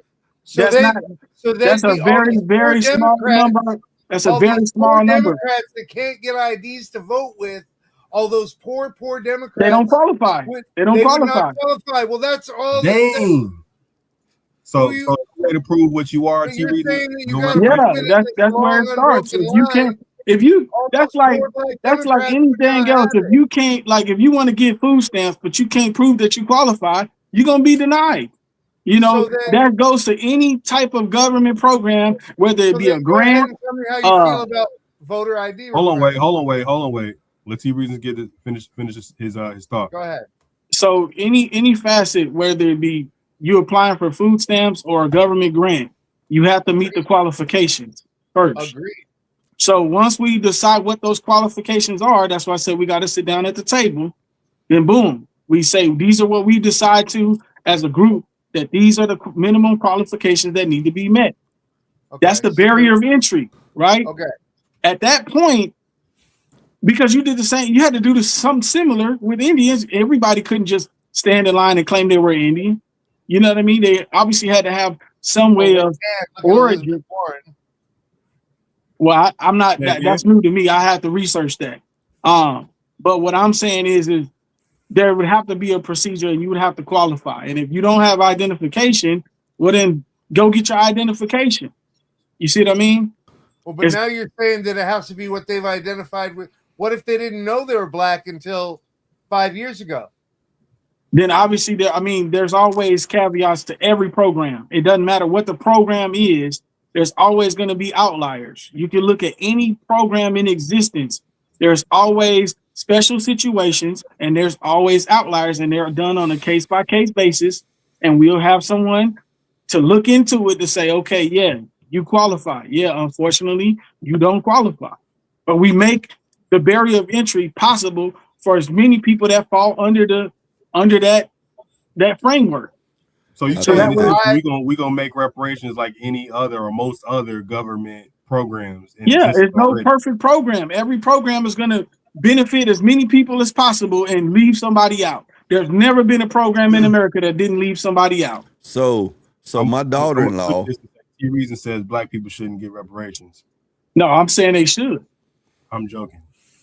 So my daughter-in-law, for instance, her father is black, her mother was white, right?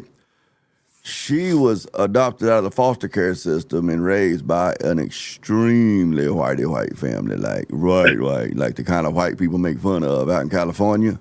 So if you ask her, she's a white girl. But if you look at her, she's clearly mixed, okay? So, for her, does she get half a payment of reparations? Now, my granddaughter, which I'm going to tell y'all is the most beautiful grandbaby ever born. I don't care what you say. My granddaughter, that would make her 25% black. Does she get 25% of her reparation? My aunt, my mama's brother's a wife.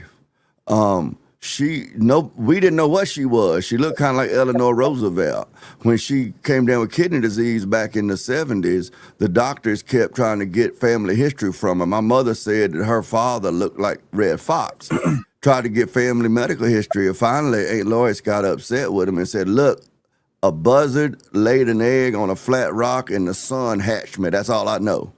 Honestly, my mama seriously thought that our aunt was passing for white, okay?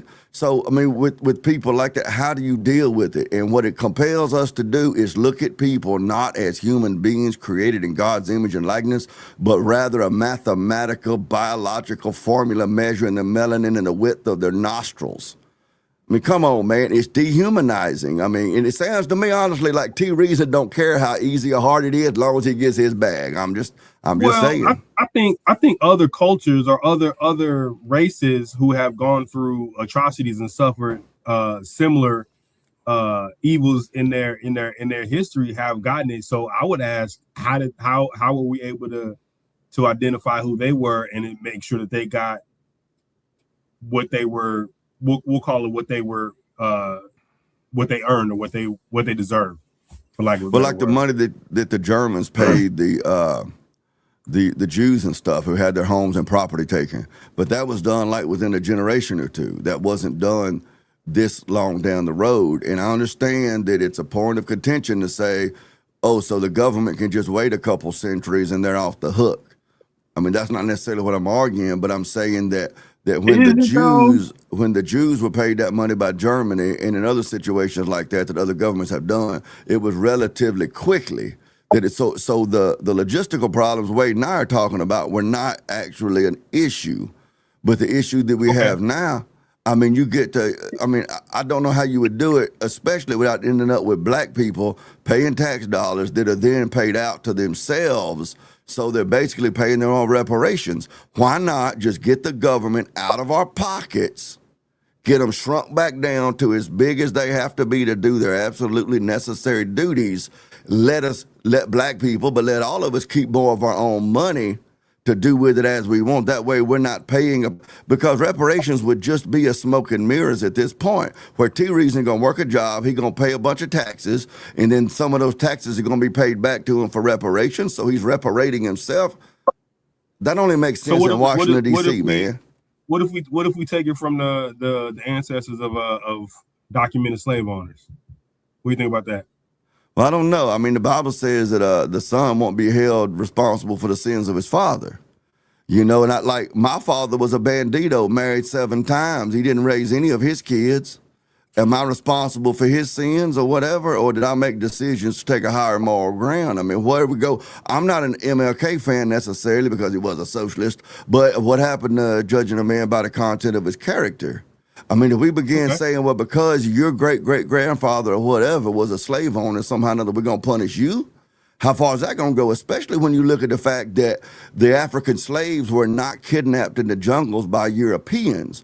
They were prisoners of war and that sort of stuff that were brought to the coast because the Europeans couldn't survive the tropical diseases in Africa, brought to the coast and sold to us. So those were black Africans that were selling slaves to the Europeans. You see, so if the white guy today is responsible, then why isn't the black guy today responsible? Because both races were involved in the slave trade.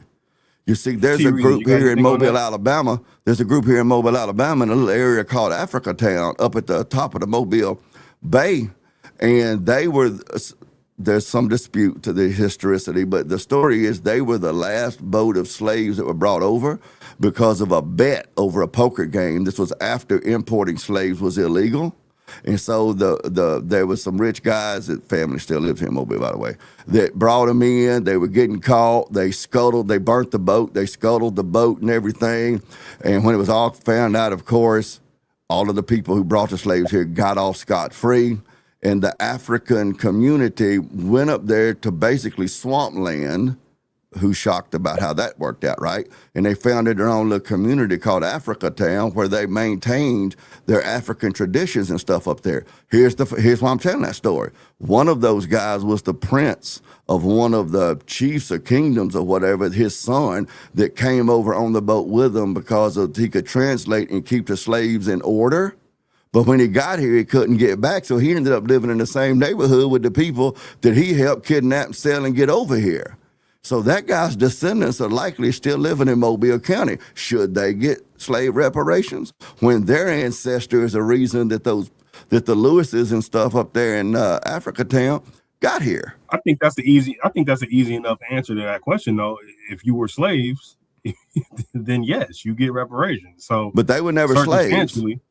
They were never literally enslaved. So if you don't have slave ancestors, then why would you get reparations for slavery? Well, how are we going to prove whether or not they were legitimately slave ancestors or not? The Americans were not well known for keeping records. There aren't documents for all the slaves. Not all of them, but there's definitely documents for slave trade, sold and bought slaves. Oh, there are some. There are some. Yeah. But if our goal is really to somehow or another, perfect system. If our goal is somehow or another to repair, the black community in this country because of the debt of their ancestors or whatever, the slavery of their ancestors. I mean, I don't see how that's tenable to do that without ending up violating basic, ethics and such at this point. I think we violated basic ethics to get there. So that's no doubt. I got no argument against that. Comments real quick. T Reasons, you got anything for Dane? Yeah. So my only thing is like, it sounds as though he's saying that because the people in Africa that sold slaves into slavery, we can't hold them accountable, and we should just acquiesce and make a sidestep and excuse everything that happened in America. And my thing is, you just said, well, how do we charge them for it?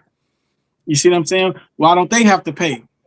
You see what I'm saying? Because they sold these people into slavery. Why don't they have to pay? That was what is that not what you brought up? Yeah, but I didn't say anything about acquiescing or sidestepping, nothing. No, what you said, when you brought them up, that was a sidestep. When you said that we have to go after these people in Africa, instead of us going after the people in America, you're saying we need to also charge the people in Africa. That's the sidestep. That's not what I said. What I said was, what I did was I mentioned those Africans that were selling the slaves to the Europeans as a part of my greater argument. I never said anything about we should go to Africa and go after them and hold them responsible. I am in no way trying to downplay the responsibility of the people who were involved in the transatlantic slave trade from beginning to end. I'm not trying to diminish. It's a mute point then. You don't have to bring them up because we know they exist. I do have to bring it up. I do have to bring it up because to illustrate my point that this idea that it was strictly a black-white thing and that black people were not involved in the slave trade at any level is simply not true. That was an illustration within my larger argument. I mean, the first person to own a slave as chattel in this country was actually a black man. So, I mean, where do we go with that piece of information? I believe his name was Anthony Johnson, and this was during the British colonies before the Revolution. I mean, I'm just saying to say black-white is on the one side of slavery and the other side of slavery is really a misunderstanding of the issue of slavery. So that was the point I made when I brought up Africa. We're going to go back to ancestors. So when you look back at slavery, the vast majority of slave owners was white. No doubt. When you talk about reparations was a part of the conversation. Okay, yeah, but it was less than 1% of the white population was involved in slave owning. You're saying less than 1%? Less than 1% of white people own slaves. Okay, that's a new stat to me. I never heard that before. I would be intrigued to find more information on that. People were rich enough to own slaves. Only 1%. If slavery is not in lockstep with racism. It wasn't like every third person had a slave, and like the guys, they're all taking their slave with them to the grocery store. That is it. But that's not the only. But that's not the only reason. Another reason is when we were discovering America, the privileges and advantages that were given to white people weren't allowed to black people. They weren't given to white people. That's a misnomer right there. We started moving to the West. Ain't nothing given to nobody. What are you talking about? If you got there first, you got the land. What are you talking about? It was not given. There was nothing given. See, that's the language that's an issue with your position. It's the given. Wasn't nothing given. Ain't nothing given. So you took it. Do what now? So you took it. Okay, somebody took it, but it wasn't given. Why don't you take it? The government gave it. The government gave it. Government ain't give shit. They incentivized it. They heavily keep changing your position. Maybe eventually you'll end up with some truth. That incentive is what we're talking about. That's the gift. No, we're not. No, we're not. You said that there's been stuff given to white people. Ain't nothing been given to white people. What are you talking about? The government was giving a lot of things to the people who were taking over and moving into the West. They were promoting spreading America. It wasn't given. So, Let me give you an example. One way that the settlements, the homesteads were given away in the new territories out there was they would shoot off a shotgun and everybody's lined up in wagons and horses and they take off and they could claim however much land like they could put. Listen, that sounds like that means. because you talking and not listening. See, okay, however much fencing they could fence off once they got out there, they could have deeded over to them. First of all, they got to put that fence off. Second of all, the Native Americans weighed up his ancestors. It wasn't like they said, oh, well, those guys worked all day putting a fence up. I'm going to leave them alone. No, they were raiding them, scalping them, killing them, all of those sorts of things. And that's not counting the wild animals trying to survive the winters, trying to find food and build shelter. How does that constitute as a give? So if I take you to Walmart and I say, well, if you can, whatever aisle you can go down there and grab is yours, that sounds like a gift to me.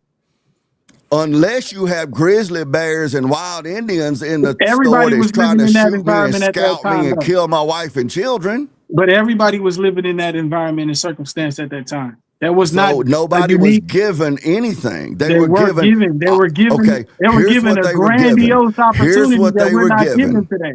Here's what they were given. They were given an opportunity. And since T-Reason is given an opportunity. So why ain't you out there getting it? Because the land is already have ownership. I would have to pay for the land. I'm talking about opportunity in general. Why are you saying that the U.S. government has to hand something to you and not just give you the same opportunity that they gave everyone else? Me. That's where you're wrong. It's not to me. It's not to me. You don't want reparations? You don't want reparations? It's to a large group of people. It's not to one person. All that ambiguity does not help your argument. Are you saying that you don't want, so you don't want reparations? You don't want it? I'm not in a position where I need I didn't ask you that. I didn't ask you that. I'm asking you, it's a simple question. Are you saying you don't want reparations? I'm saying that the people who were responsible for giving reparations, you don't want it. Do you want it or not? Whether I want them or not doesn't matter. It doesn't matter. It matters to the argument because you're claiming things were given to white people. They were not. White people and all people were given opportunity. You have opportunity right now to go out there and fence off your homestead, metaphorically speaking. So I'm asking you why you want somebody to hand you something and you trying to say, well, I'm not wanting nobody to hand me nothing.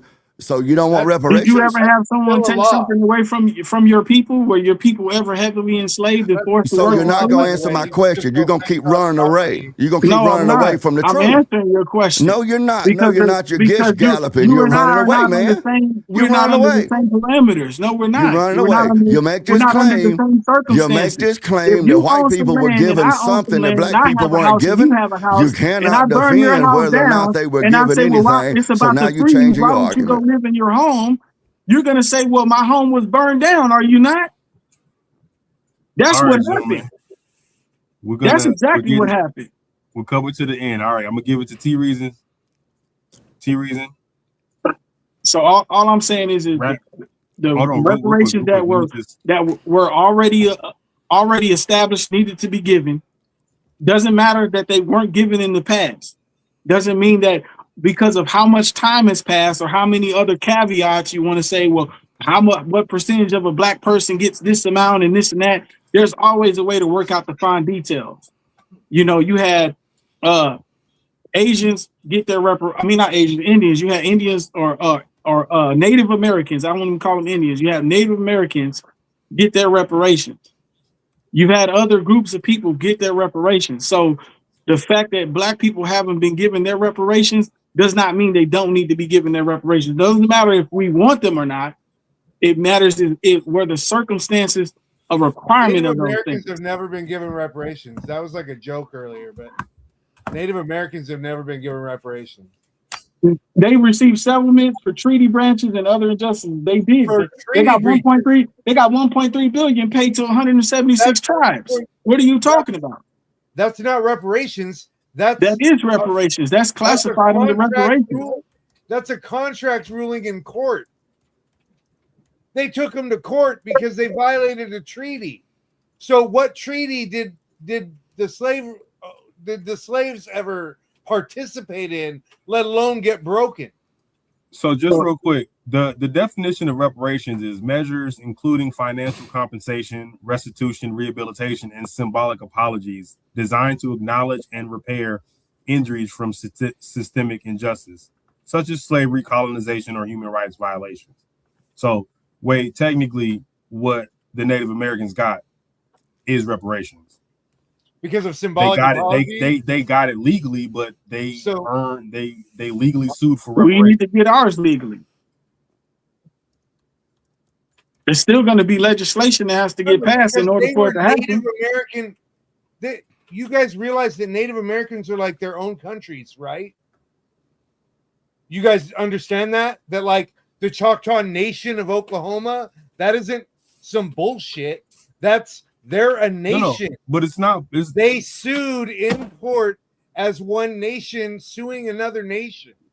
They won in court over a treaty violation. That's like, not reparations. I have friends who are Navajo out west.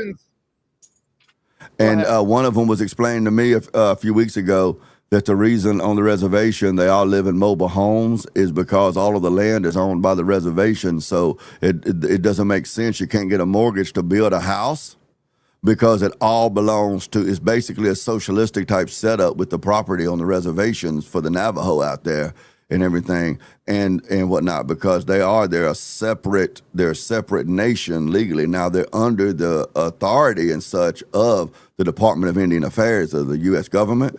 But Native American, and this is one cause of a lot of strife between natives and white people or Americans outside of the reservation, there is a native can come off the reservation, commit a crime, run back to the reservation, and it's an extradition just as if he was in Canada, Mexico, or France. The U.S. authorities cannot pursue him on that reservation. They have to go through the tribal councils and stuff. So what Wade's saying about that is actually true. I don't know what that has to do with my argument, but Wade is making a sound argument, though. So essentially, let's do this about reparations, because it sounds like Wade is suggesting that it's not reparations because it was a contract. So what about the Jewish people and their reparations from Germany? Was that a contractual obligation, or based on the definition of reparations? Jewish people got reparations, 100%. Right. Okay. Well, I mean, for that matter, the slave owners after the Civil War got reparations. Correct. So logistically, they were able to do all these things. Now, I'm not saying it will be easy. What it sounds like T. Reeves is saying is like, we may not be able to get all the way there, but it is tenable to think that we can put together some semblance of an effort that would satisfy, so to speak. Now, Native Americans still haven't been giving anything that would satisfy. They were pushed to the point of near extinction. That never happened to black people. They weren't systematically hunted and murdered. They weren't. They didn't have a large animal pushed almost to the point of extinction just to kill their food supply. No, none of these things happened to Native American. None of these things happened to black people that happened to Native Americans. Wait, you say that to say what? I'm saying that to say that Native Americans haven't received reparations, and they were treated a lot worse than black people. By definition, Native Americans have received reparations. They have not, and I think a lot worse is pretty subjective. I've never heard a Native American say they haven't received reparations. You be the first one. Technically, it sounds yeah. So what I'm saying is what was given to them, we have not received anything close to that. So and also what I'm saying, anything close to that. Are you serious? That's what he said. So you're saying that it has to be the same level of extremity in order for it to be justified? No, but I'm saying that it wasn't. Right, but what? Okay, but- so you said But that if it doesn't, but if it doesn't have to be the same level, You're what then- relevance does that statement have to the You're conversation? comparing levels of reparation. No, we're just comparing people who No, we're T-Reason comparing just did. reparations that we're giving. no, we're comparing the fact they received We reparations. haven't gotten anything close to that. We haven't received any reparations. We haven't You received weren't any. exposed to anything close to what Native Americans were exposed What makes you feel that we didn't and are endure still anything close? What makes you feel that way? the truth? I mean, Native Americans were pushed I would almost disagree. to I would extinction. disagree. It was genocide. What are you talking about? Are you kidding? Like, you seriously think black people had it worse than Native Americans? I mean, we got taken from our original land and brought all the way into another country. We didn't and get forced the to work option to for go free. into another country. We just got murdered.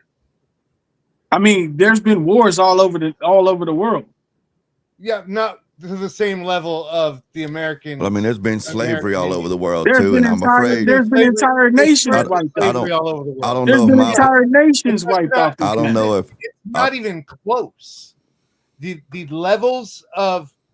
levels of persecution are not even close when you compare Native Americans to blacks. What It's not even close. what took place that made you feel what numbers are you getting, and what exactly are you correlating They it killed to? 97% of all Native Americans.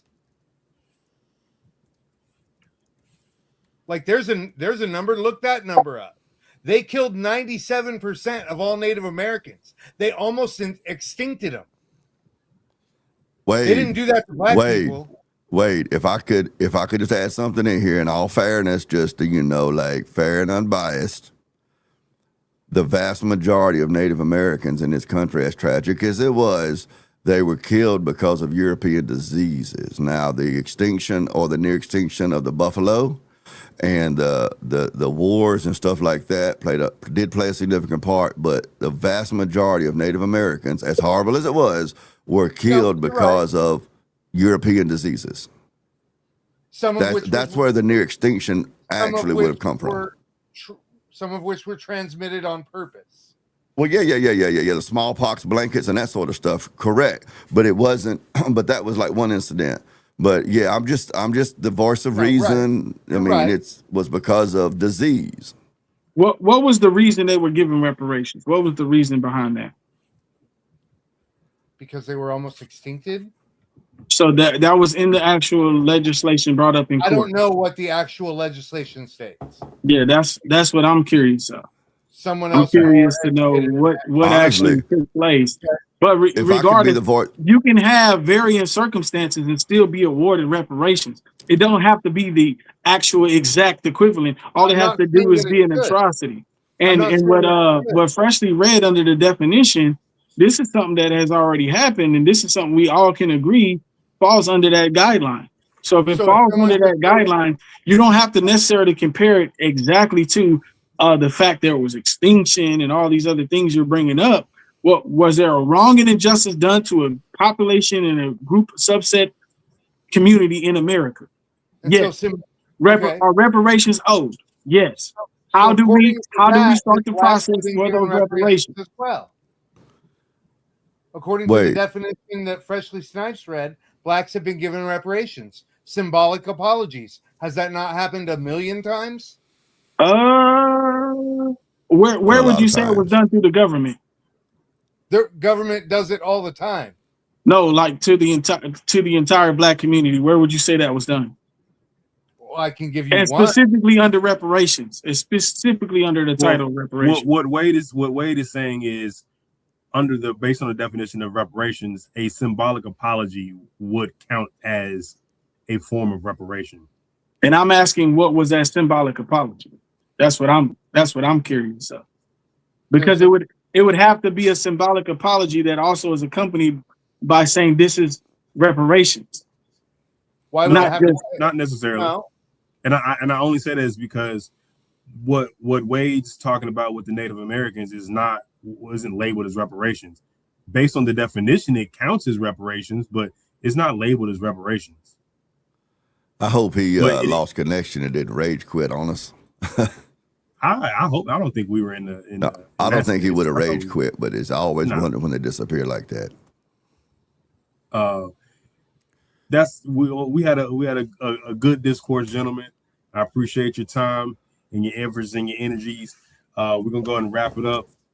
T Reason, 1 minute or less. Give us your outro, sir. Oh yeah, it was good conversating with y'all this evening. I like a lot of things that we all talked about. This is a very difficult conversation because we talk about a lot of topics that aren't easy to talk about. I think we all got our points across. I like this platform because we talk about things and everyone gets a chance to speak, and we get to hear varying opinions and varying views. And that's one of the things that separates this pod from a lot of other talks is we can get into a heated discussion, but we can still be civil about it. And we can come to a dialogue and we can come to a resolve without hating each other at the end of the day. Absolutely. Absolutely. Wade? I came in back for the last half of what T Reason said. I agree with he was giving his outro. He was giving his outro. Sorry about that, guys. I accidentally closed the window. I don't know how that happened. Yeah, we thought you ready to quit on us, man, or we lost you. No, not at all. Not at all. We didn't know what was going on. We like, where Wade go? Yeah.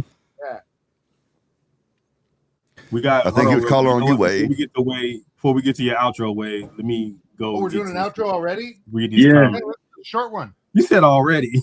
Yeah, normally we be on till midnight, man. We normally do 2-3 hours, man. Look, 1 o'clock. That's true. Yeah. I also heard a few people say, man, y'all be up too late, man. Y'all got to start earlier.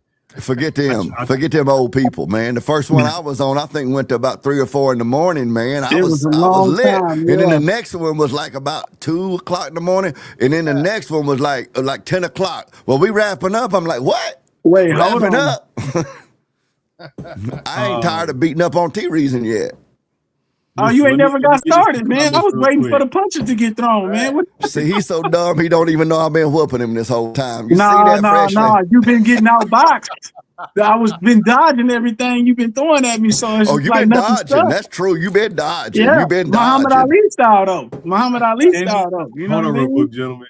Let me get to these comments. Tammy Dorsey says, in terms of how we can identify who gets reparations, if her lineage connects to slavery here in America, then she qualifies. She also said we can take it to the crack era in America. Harm to Black America goes deeper than slavery redlining. That's true. Agreed. She also said in response to our earlier argument, genealogy. Come on now, America has the records. I believe America has some records. I don't think they have extensive or conclusive records. Well, the problem with some of those records is there were so many Black people who passed. See what I'm saying? So I saw a documentary a few years ago of a man in Texas somewhere. He was the head of the NAACP, I believe it was. And then he did like a genealogy DNA test to kind of find out he wasn't African at all. His people were actually from India. And when that came out, he lost his position and a lot of his Black friends and stuff stopped fooling with him. But he would get reparations, but he wasn't even African, and his people was never in slavery. That's what I'm saying. It's just every system has a flaw. Every system has problem flaws. With that is that most Black nowadays, what is it, 70-something% of Black households? There's the majority of Black households now are single parent households where the mom is a single parent. Right. And we've seen from the Maury show that she don't know who the daddy is. I would bet money that there's more white women on the Maury show who don't know who the daddy is than Black women. Notwithstanding the fact that there are so many people that don't know who the daddy is that are cutting off whole sections of their lineage. The genealogy is not there. That was my point. The genealogy is not there. We can't even go back one level, let alone 18 generations to get back to when it would have been slavery time, right?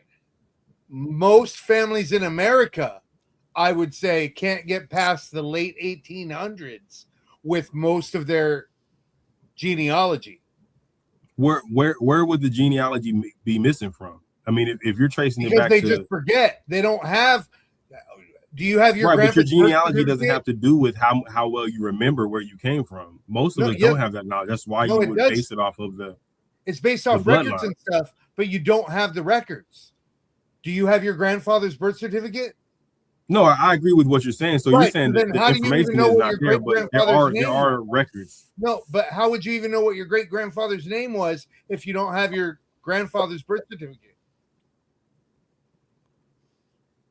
Or how would you know, or how would you prove? How would you know? I don't know what my great-great-grandfather's name is. My great-grandfather's name, I do know that. Well, I don't know we my have oral traditions. We great-great-grandfather's have first. people who, I'm pretty sure most There black aren't families just in people America out could there that trace it back have- to at least their great grandfather. There aren't people out there that just have the records. You have to go to individual hospitals. You have to go to individual, genealogy is So you're saying there's a way? I'm saying that there could potentially be a way. Sure, But- I agree with that. But Never said it was going to be gets easy. real hard, and then before long you Real get hard into still means possible. okay, you get into the position of birth certificates that were never filed because it was an at-home birth. You get into death records that didn't get filed for various reasons. You get into there's all kinds of problems with genealogy, and they start to happen at a relatively early stage. So the genealogy, so it isn't just come on now, America has the records. Come on now, America don't have the records. And I think all that can be worked out. I think that's a small technical detail that we can work out later. Well, I don't know about small, but it is small. I think it's small because when you look at the totality of what we're talking about here, there's a vast majority of people who are going to qualify. So instead of focusing on the small percentage of people who don't qualify, let's focus on the people who do qualify. I think there's not a vast majority that would qualify. I think there is. It's a much bigger issue than what are you think. What are you basing that off of? T reasons in terms of the I amount of. I think you can easily see what people identify as. I think you can look at. We're talking about genealogy, so we're talking about descendants of slaves. So not all black people in America are descendants of slaves. And in terms of who will receive reparations for slavery, I think the question is, how do you prove that your ancestor was a slave? Okay, so we're going there with it. So we're basically now, instead of just saying reparations for blacks, we're narrowing it down to saying, well, you have to be a descendant of a slave in order to receive reparations. No, if it's reparations for slavery, we wouldn't just. I think money to every black person, no matter what they're. So I think reparations is for what black people have endured. It's not necessarily just slavery that black people have endured. I think that segregation was another thing that black people have endured. The ability not to be able to go to certain schools or attend certain places or get certain jobs or have certain avenues allowed, the ability to vote, all of these things that were taken away from them. I think that's what reparations are for. I don't think it's only just because you're a descendant of a slave. I think it was just for the simple fact that you have to consider why we're talking about reparations in the first place. And reparations was something that was promised us at some point in time, but it was promised us for slavery. And I think the fact that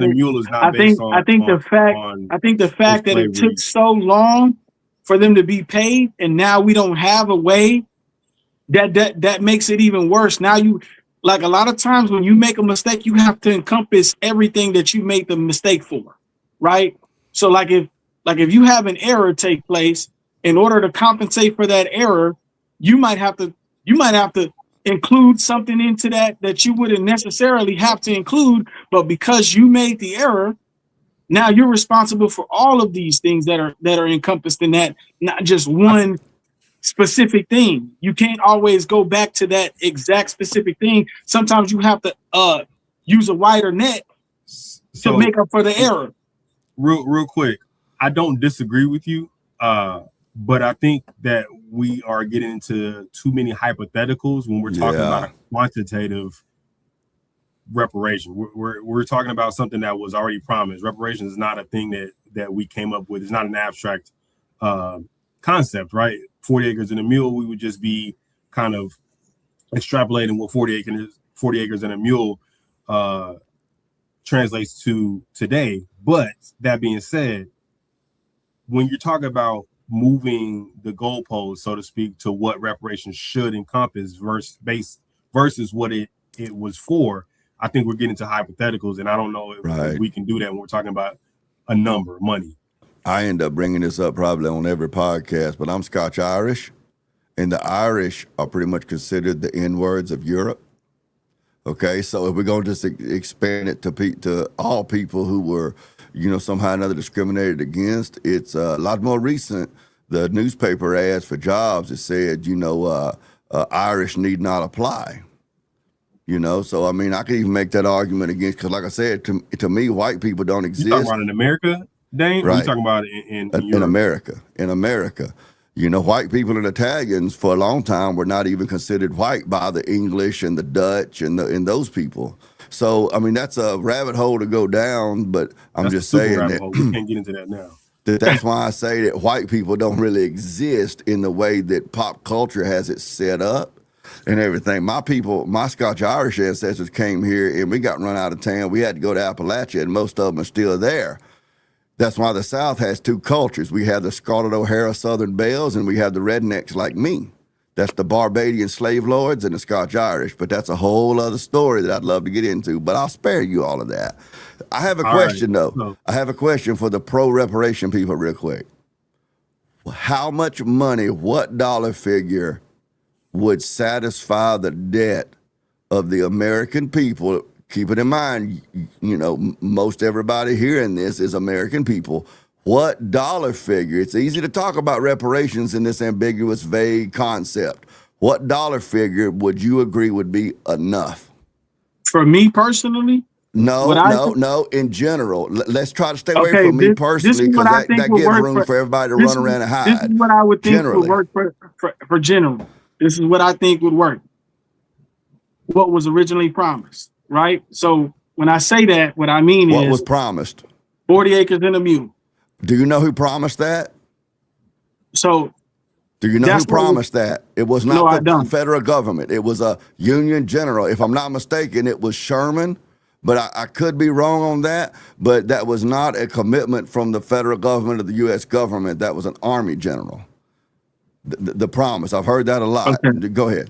And it became widespread, and it's something that everyone has heard, and we all have. Everyone has heard does not make it a promise. It doesn't make it true. So whenever you think about it, whenever most people think about reparations, they think 40 acres and a mule. It's the most common thing, 40 acres and a mule. So for me, it would be the value of 40 acres, or was it 40? Is it 40 acres? 40 acres and the cost of a mule. That would, to me, I would think.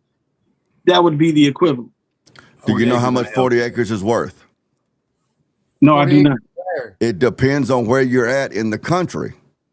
Depends on where you're at in the country. So then we would have to come to an agreement on this is how we're going to break the onion down. I want my 40 acres in Malibu. In other words, correct me if I'm wrong, it sounds to me like you don't have any idea how many dollar bills it would take to satisfy what you consider the debt. Oh, I do. It can be easily calculated. No, but you have not calculated it. But you have not calculated it. You're just talking about it in the abstract. But it can be calculated. I mean, we could look at Texas. What it is. We could look at Texas, and we could take the average cost of 40 acres in Texas. We could look at every single state, and we could look at the average cost of 40 acres. But you don't know what that number is. Doesn't matter. It's easily. It does matter, because you're asking for an amount of money, and you don't know how much it's going to be. It's easy to find that amount. Why haven't you found it then?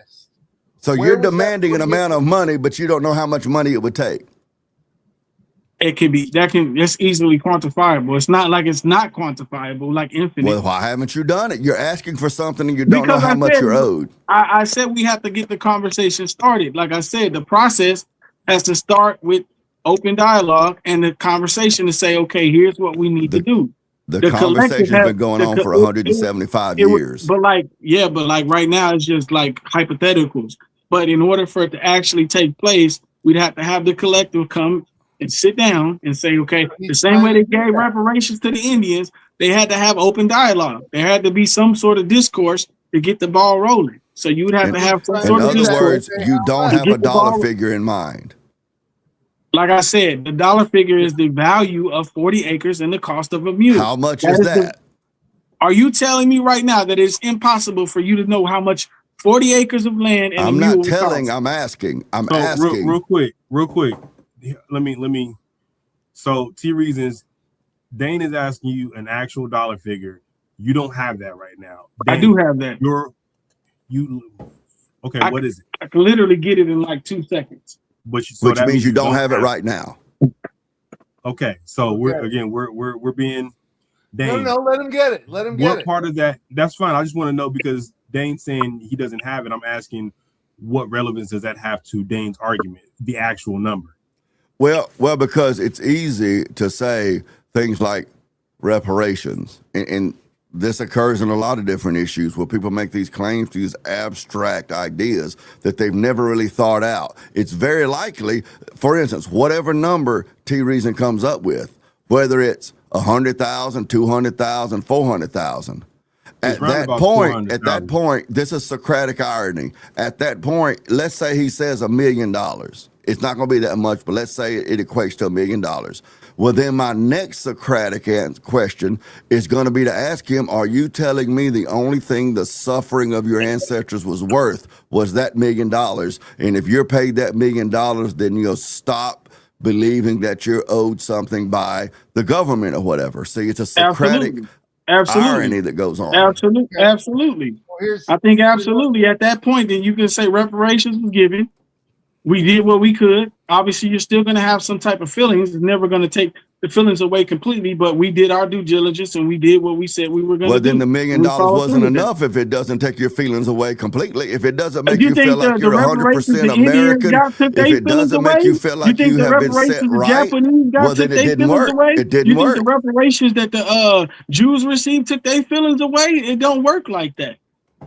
You know, when somebody, okay, let me give you an example. Let me give you an example. Do you see freshly? Do you see how Socratic irony works freshly? Look, do you see how Socratic irony works? Just saying, I just think he's not doing good. Let me give you an example. So let's say, for instance, Dane, you have a family member, right?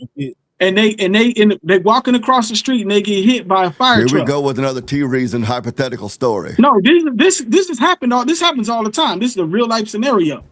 Your family member walks across the street and they get hit by a fire truck, okay, and they die instantly. Let's that out for drunk driving. No, it's gonna be somebody. It's got to be like an organ, like a fire truck or a police car, okay. If you get hit by a police car, or a family member of yours gets hit by a police car, the police are gonna pay you a settlement amount for that death in your family, are they not? It's possible, but you have to go Have to court we not to seen get. it happen before? Can I you ask not you a think of an question? example? It's possible. Hold on. You asked me a question, bro. You asked me a question. You giving me all this information, You bro. asked me if you would get paid for that police car. No, you have to go to court to get permission from the government to sue the government. So go ahead. Okay, can you think of an example where someone got hit by a fire truck or a police car and they got paid an amount of money? It's not up to me to think of an example. This is your argument, not mine. Okay, well, it doesn't matter. Make your own point. There's been multiple times where people have gotten hit by a fire truck or a police car, and they got paid $2 million, $3 million, $4 million, $5 million settlements. It is true. It is true. It happens all the time. It is true. Do I need to go? Okay, demonstrate that. Demonstrate that. Do I need to show you the exact examples and tell you exactly the names of the people involved and who got hit? Reasons. When you're debating and you bring up something, especially if it's abstract, you do need to have at least some semblance of, because you could, if you don't have any examples. I know many examples of this. It's happened in my city many times. All he's asking is to give you one, is to give him one, a particular one. I don't remember names. I don't remember exact name. I'm not good with names, but I can easily find it. What I'm trying to illustrate, it happens all the time. It happens all the time. What I'm trying to illustrate, I'm trying to illustrate a bigger truth. I'm trying to illustrate a slightly bigger truth to you here. I am too. Listen. I'm not your enemy. I'm not your enemy. I'm not your enemy. I'm trying to show you something here. Okay, if I could get this out, because personally, it don't make a difference to me. But you're saying, okay, there's been people paid millions of dollars getting hit by a fire truck. I'm saying there hasn't been. Okay. You don't have the information to back that up. I don't either. So we're at a stalemate. In order to move the conversation and debate forward logically, one of us needs to have some support for it. Otherwise, all we're doing is just bickering at each other. You see, and if we're going to be productive, we need to not bicker. We need to have some guns. If there's no requirement for you to substantiate those claims, then you can make outlandish claims as many times as you want to. They can be as outlandish as you want to, which is why when you're in a debate, especially a logical or reasonable debate, the question to ask for substantive evidence makes sense and is reasonable. It's actually necessary to move it forward. Even on a style level, technique level, even if your argument is rock solid, T-Reason, when someone asks you a question and you say, I don't know, and you start asking them questions to support your argument, or you go to look it up, it makes your argument look weaker, even if your argument is rock solid. That's just a technique kind of issue. Yeah. I understand all of that, but I'm sure you have examples, we all do, where someone he's saying if you have examples, and this is my point, this is his point. If you have examples, which you claim we all do, he's just asking for one to substantiate your claim. Yeah, but you're he's literally saying I don't have. But one. I'm trying to make a broader point, so he's trying to narrow it down to one specific example when there's multiple examples. So when you try to narrow it down to one specific example, then I got to give you the exact example, the case log, the dates and times, the people involved, and what the settlement amount was. The specific example to your claim, there's multiples. Just pick one. Yeah, but like I said, I don't harp on all the minute details. I just know people have been hit in my city by fire trucks, and they've sued the city, and they've been awarded millions of dollars for the death in their family. Right. That's all I'm saying. If everyone agrees with what you're saying, cool. Dane Snyder said that's not true. At that point in a debate, the burden of evidence is on you to say it is true. Here's why it's true. Otherwise, you're just saying it is true. He's saying it's not true. This is it becomes an infantile argument where it's just like, yes, it is. No, it's not. Yes, it is. No, we don't want to do that. Well, if you disagree with what I'm saying, you can always go look it up. Part of what I'm trying to do, T-Reason, find out, part of what I'm trying to and then do, you can say, you know what? I couldn't find a single example of somebody getting hit by a fire truck and being paid out millions of dollars. But part of what I'm trying to do, T-Reason, part of what I'm trying to do, because earlier I did give you credit for the nobility of your defense of Nipsey Hussle, okay? So keep that in mind. Part of what I'm trying to do is not just prove you wrong and prove myself right regarding reparations. I'm trying to help you be a better debater. So even if I know for a fact what you said is true, it's not. Even if I do, then from my perspective, I'm not going to support your argument. So what I'm trying to say is before you make these claims because everybody knows it's called an appeal to the consensus. It's a logical fallacy. Then you need to have a setup. No, this many lawsuits were filed and this many were found in favor of the plaintiff and this much money for a situation like this. And then you shut up an old fat redneck like me. You like, boom, I got you, cracker. And then I'm like, damn, he got me, didn't he? I got an example right here. So it says right here. I'm proud of you. A San Antonio jury awarded $5.4 million to the family of John Williams Hayes, an oil executive who was killed by an automotive collision involving a dump truck loaded with asphalt in January 2023. An oil field executive whose family had plenty of money to hire lawyers. Man, you showed me something. So, but it happens, and it's right. Smaller. You're right. It's smaller families that have done it too. I can find examples of. Yeah. It happened. Smaller families doing it too. You got me. That boy took his hat off. We are gathered here today to say goodbye to Dane's argument. That boy took his hat off. Hold on, yeah. You done defeated my whole argument with an oil field executive with plenty of money to hire the best lawyers. Okay, that's just one example. There's many more. Not only plenty of money to hire the best lawyers, but the reason they got so much is because he was an oil field executive. He was worth a lot. He was worth a lot. And his ongoing income was worth so much more. And so that's why that I forget who it was, if it was Chris Rock or one of these celebrities, black celebrities, who said the best thing that black people can do to take care of themselves, defend themselves, is develop wealth so they can hire celebrities. I mean, hire lawyers, hire these lawyers to defend them from the justice system. And that's the truth, because if the average black dude, or white dude for that matter, ends up, arrested for some crime and he's got to depend on a public defender who's overworked and underpaid, he going to jail. I don't care what color he is, but if you can hire, look at OJ. I don't know if he killed Nicole or not, but if he did, he at least got off for a few years or whatever. Why? He could hire the lawyers. Hey, real quick, Enos wants to let y'all know how impressed he is with the level of dialogue on reparations. Okay, he said, we need a part 2 of this debate. I'm genuinely impressed by the level of dialogue on reparations. I rarely hear conversations this solid. Shout out Enos. Appreciate your kind words. I just wanted to make sure we read that before we move too far past. Yeah, I appreciate it. Well, but I think a part of that is the basic format of the pod here, that regardless of the subject, y'all seem to try to be as fair and balanced as you possibly can. I mean, we all deal with our own biases. Of course, we do our best. And that's really what we want the pod to be about, in terms of like what we're showcasing here, is that you can have these type of debates, like T. Reason said earlier. You can have these, I wouldn't even call them heated, but they're intense debates on important and hot topic, hot button issues. And if you have it the right way, you don't have to leave within those conversations with any ill will.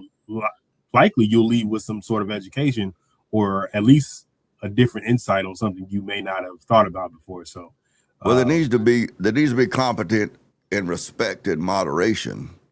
But at the same time, I mean, the focus here seems to be a lot more along the lines of critical thinking and the pursuit of truth. Now, I enjoy the No Fugazi podcast. I do. I have a lot of fun over there, and I enjoy the blood sports where you can talk about people's mamas and stuff. Man, I have fun with it. I'm a redneck. We're gonna talk about each other's mama, But at the same time, like No Fugazi, and there's another one, Speakeasy. I don't know if y'all ever been on Speakeasy. He's a Canadian, but I'm friendly with him anyway. I forgive him for being Canadian. Anyway. But, those type podcasts are blood sports, where you're just wanting to defend your worldview and just take the grill off of the person you're arguing with or everything. I enjoy those, but it is nice to come here where it's like, but is what you're saying logically true, and not is it just very entertaining for my chat? You see what I'm saying? There's a difference there. And that's what I enjoy about being here, even though T Reason's here. I just overlook that. I'm gonna be here, man. Oh, you're gonna have to see my face sometimes, man. I'm gonna be here, man. T Reasons keep us all on our feet, man. We love we need to get some more people on here like T Reason. There was a couple of guys here a debate or two ago. There was that Christian dude, and there was that coach somebody that has a lot more in common with T Reason. Yeah, there was two or three other guys that jumped on that I would like to see them on here a little more, man. They had some good insight too. I'm not a colorist. He was on here. He popped on and popped off. I'm not sure what happened to him. We were supposed to have a couple more panelists. There was one guy that debates a lot, and he got on and he kind of triggered Enos. That's how we went down the whole Nipsey Hussle rabbit hole, because he was defending Nipsey Hussle. And Enos started grilling him, man. It was kind of cool because I never seen him take the gloves off like that. Man, I was glad to see Enos, man. I was like, it was going back and forth, and I was like, okay, like, seriously, like right now, poor T Reason here. Every once in a while, like you, freshly, you're the moderator, so you kind of, just ambiguous, but T Reason's the only dude here, and then there's two white, well, mostly white. This dude down here, I'm not really sure because he's mostly Indian. But poor T Reason here, it's not just that he's a black dude, but he's a black dude who supports like reparations and DEI and all of those more left-leaning stuff. So it kind of ends up leaving him in a situation like just like he getting beat up on by the two white, the one almost white guy. I'm trying to make sure y'all ain't jumping too bad. No, it's good. I ain't feel no blows, man. I'm still no. I'm talking about the aesthetic. I'm talking about the aesthetic to the people watching over here on the chat. Okay, the viewpoint. Yeah. Yeah, we see that. A couple people. Vulcan dropped off. I'm not sure what happened to him. He said he went to the bathroom. He maybe got that crossways and couldn't come back. I don't know. He went to the bathroom Hey, and got tripped up. How they say? What you go in there and fall in? He too young for Miralax, but my mama used to ask me when I go to the bathroom because the more y'all hear about my Scotch Irishness, the more y'all find out. Wait a minute, I didn't know white people said stuff like that. But my mom used to say, "Well, weigh yourself before you go in there, so we'll know how much to dip out if you don't come back." see, yeah, it was abusive. Oh my gosh! All right, gentlemen, let's wrap it up. I know this is short for this show, but it's a warm up. We're working on the new format. So, Wade Burrows, minute or less. What's your outro, always, man? it was a pleasure, gentlemen. As always, We definitely enjoyed. I had a lot of fun tonight. Good. We'll definitely have you back. T Reasons. I know I gave you a minute earlier, but we had we got to have some additional conversation. Anything you want to add? Yeah, it was a good pod. I think we got into a lot of stuff I like to talk about. You know, I do definitely like to talk about reparations. I definitely like to talk about, you know, a lot of the stuff we were bringing up with Nipsey Hussle and, you know, the difference between different types of gangsters. I don't support certain things, and, you know, I want to see something better in the long run for our society. And I think these types of conversations help move us in that direction. You know, it's always interesting because I never know what Dane's going to say. He's the most unpredictable as far as some of the stuff he say. I don't know if he believe it or not, or if he just trying to be a contrarian and just want to abate the offensive. But he does make some good points. I found myself agreeing with him a few times today. And I always like having Wade on because he has a different viewpoint, and I like it. A lot of his information. He's very knowledgeable on what he says. And having you as the moderator is like, I guess it was refreshing because they're a little bit different. You know, I'm used to Enos being there. So it's a little bit different. You kind of got us more engaged, and you kind of even threw in your 2 cents, which was worth it. You know, you had a lot to say about the final closing topic, and I think that was pretty pivotal. Would have been nice to hear Vulcan's take on it. You know, we'll probably get that another time when we revisit this topic. You gotta go. Yeah, he had to get on about that jam. He seemed to getting smoky in here. You know, we start duking it out, you know. And so, you know, sometimes it get too hot and boys can't take that heat. You know, but ducking the fade. Yeah, man, it got a little too hot, man. You know, it get hot, you know, it starts steaming a little bit. Like that. Some people get in that kitchen. You better gear up for next time. Nah, he always come with the facts, and that's one thing I like about Vulcan. He's very grounded. You know, he not easily charged one way or the other. So, you know, I like that about him. That's very unique to his personality. But yeah, no, it was a good pod, man. We got to do it again sometime. Thank you, sir. Thank you, Dane Snyder.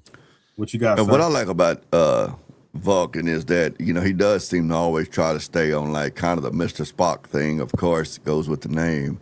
That, you know, it's just the facts and does it make sense and is it logical? So I do appreciate that. But, you know, sometimes, because I think that he and I would come down on the same side of issues, most issues. But occasionally he'll express some position on the issue, and I'll think, well, that's not right. But then I got in my mind, like with T Reason down here, like to contrary T Reason to contradict his positions, man, it's very hard. Have my brain tied behind my back. But with James, I'm like, now I got to really reach way on back and come up with something to contradict or refute what James just said. But T Reason coming up in the world, no doubt. That's why I'm like trying to say, like I see him over there Googling, man, good deal and everything. But Freshly Snipes, 2 things. One thing is, one of my early Vulcan podcasts I was listening to, you were on. It may have been like a recording I was reading. And I think you said something about your name being Freshly Snipes, and my wife, and I've been married, I've been with this woman 37 years, okay? She said, did that dude just say Freshly Snipes? And I was like, yeah, he did. She thought that was pretty funny. The creativity of it or whatever. Is a dark man patriarch right now, okay? him and the Murphy brothers, all right? It was creative. It was number 2, with that cap you got on, talking about the Bass Pro Shops. Come on, man, that's the redneck Disneyland for real. Hey, I'm from Texas, big dog. I got you, man. I got you. I make that argument all the time that when you look at the Scotch-Irish culture, mine, and the black culture, if you believe that exists, man, we like siblings. Have a lot of similarities. Yeah.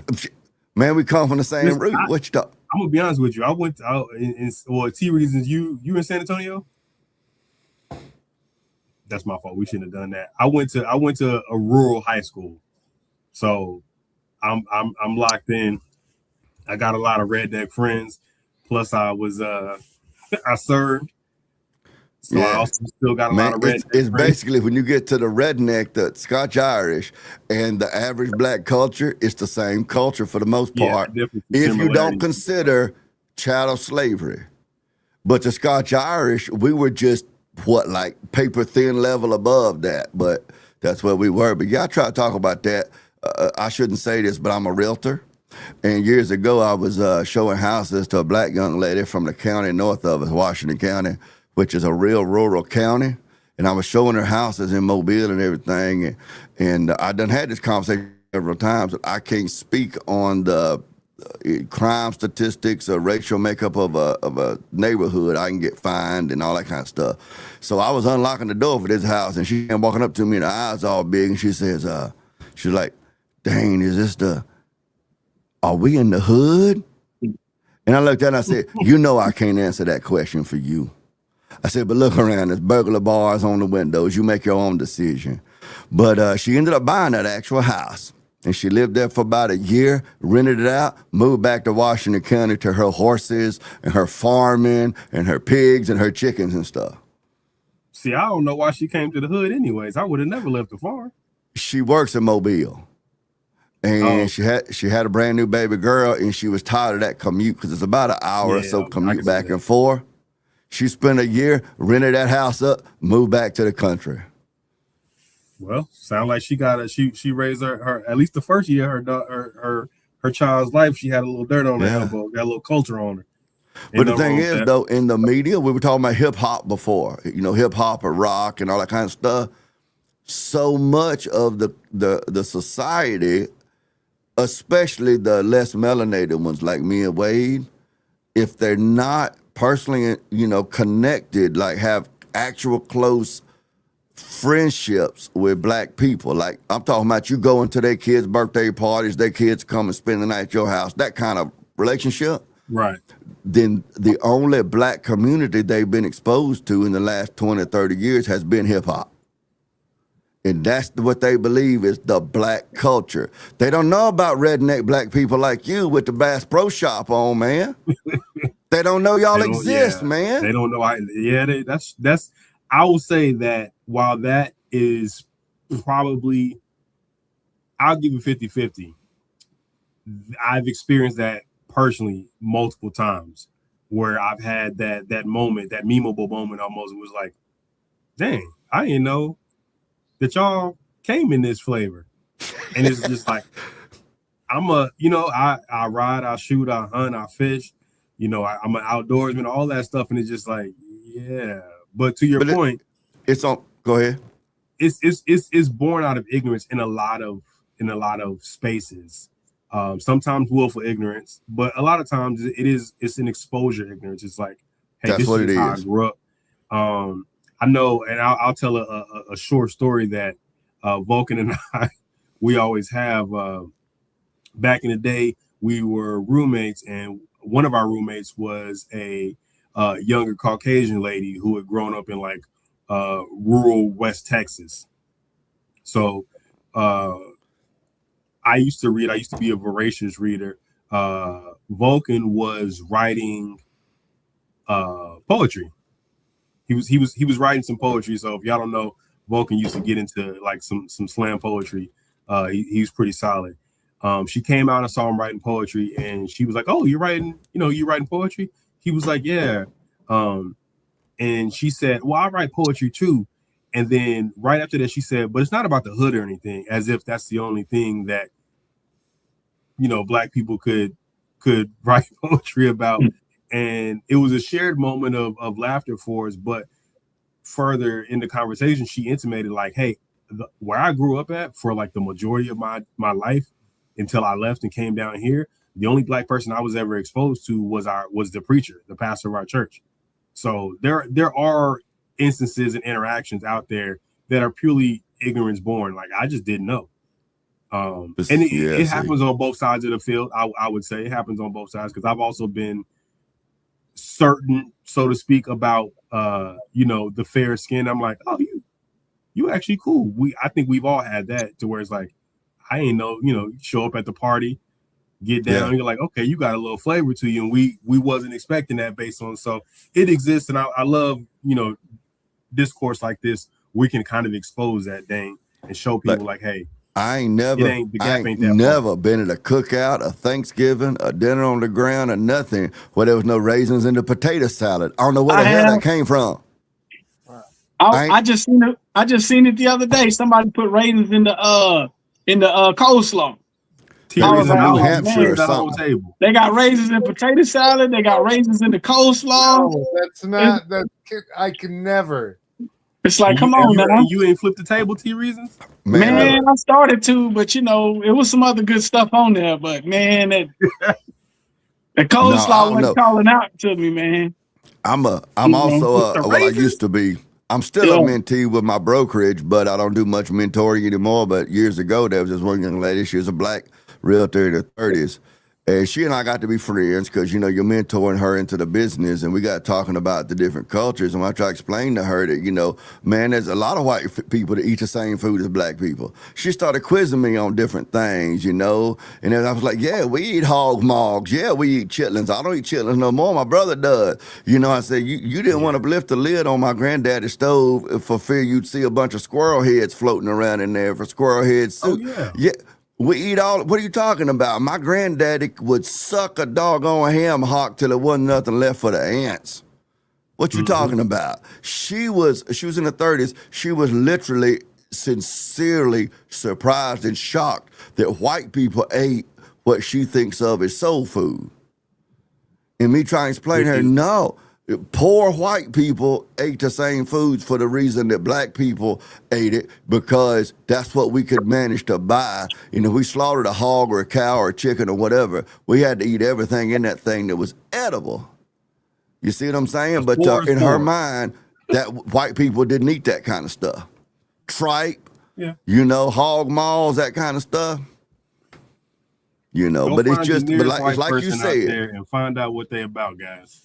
It's exactly what you said. It's ignorance, but it's not like caustic, toxic ignorance. It's just a lack of knowledge, because very few white people and very few black people have actually twined relationships with people from the other race.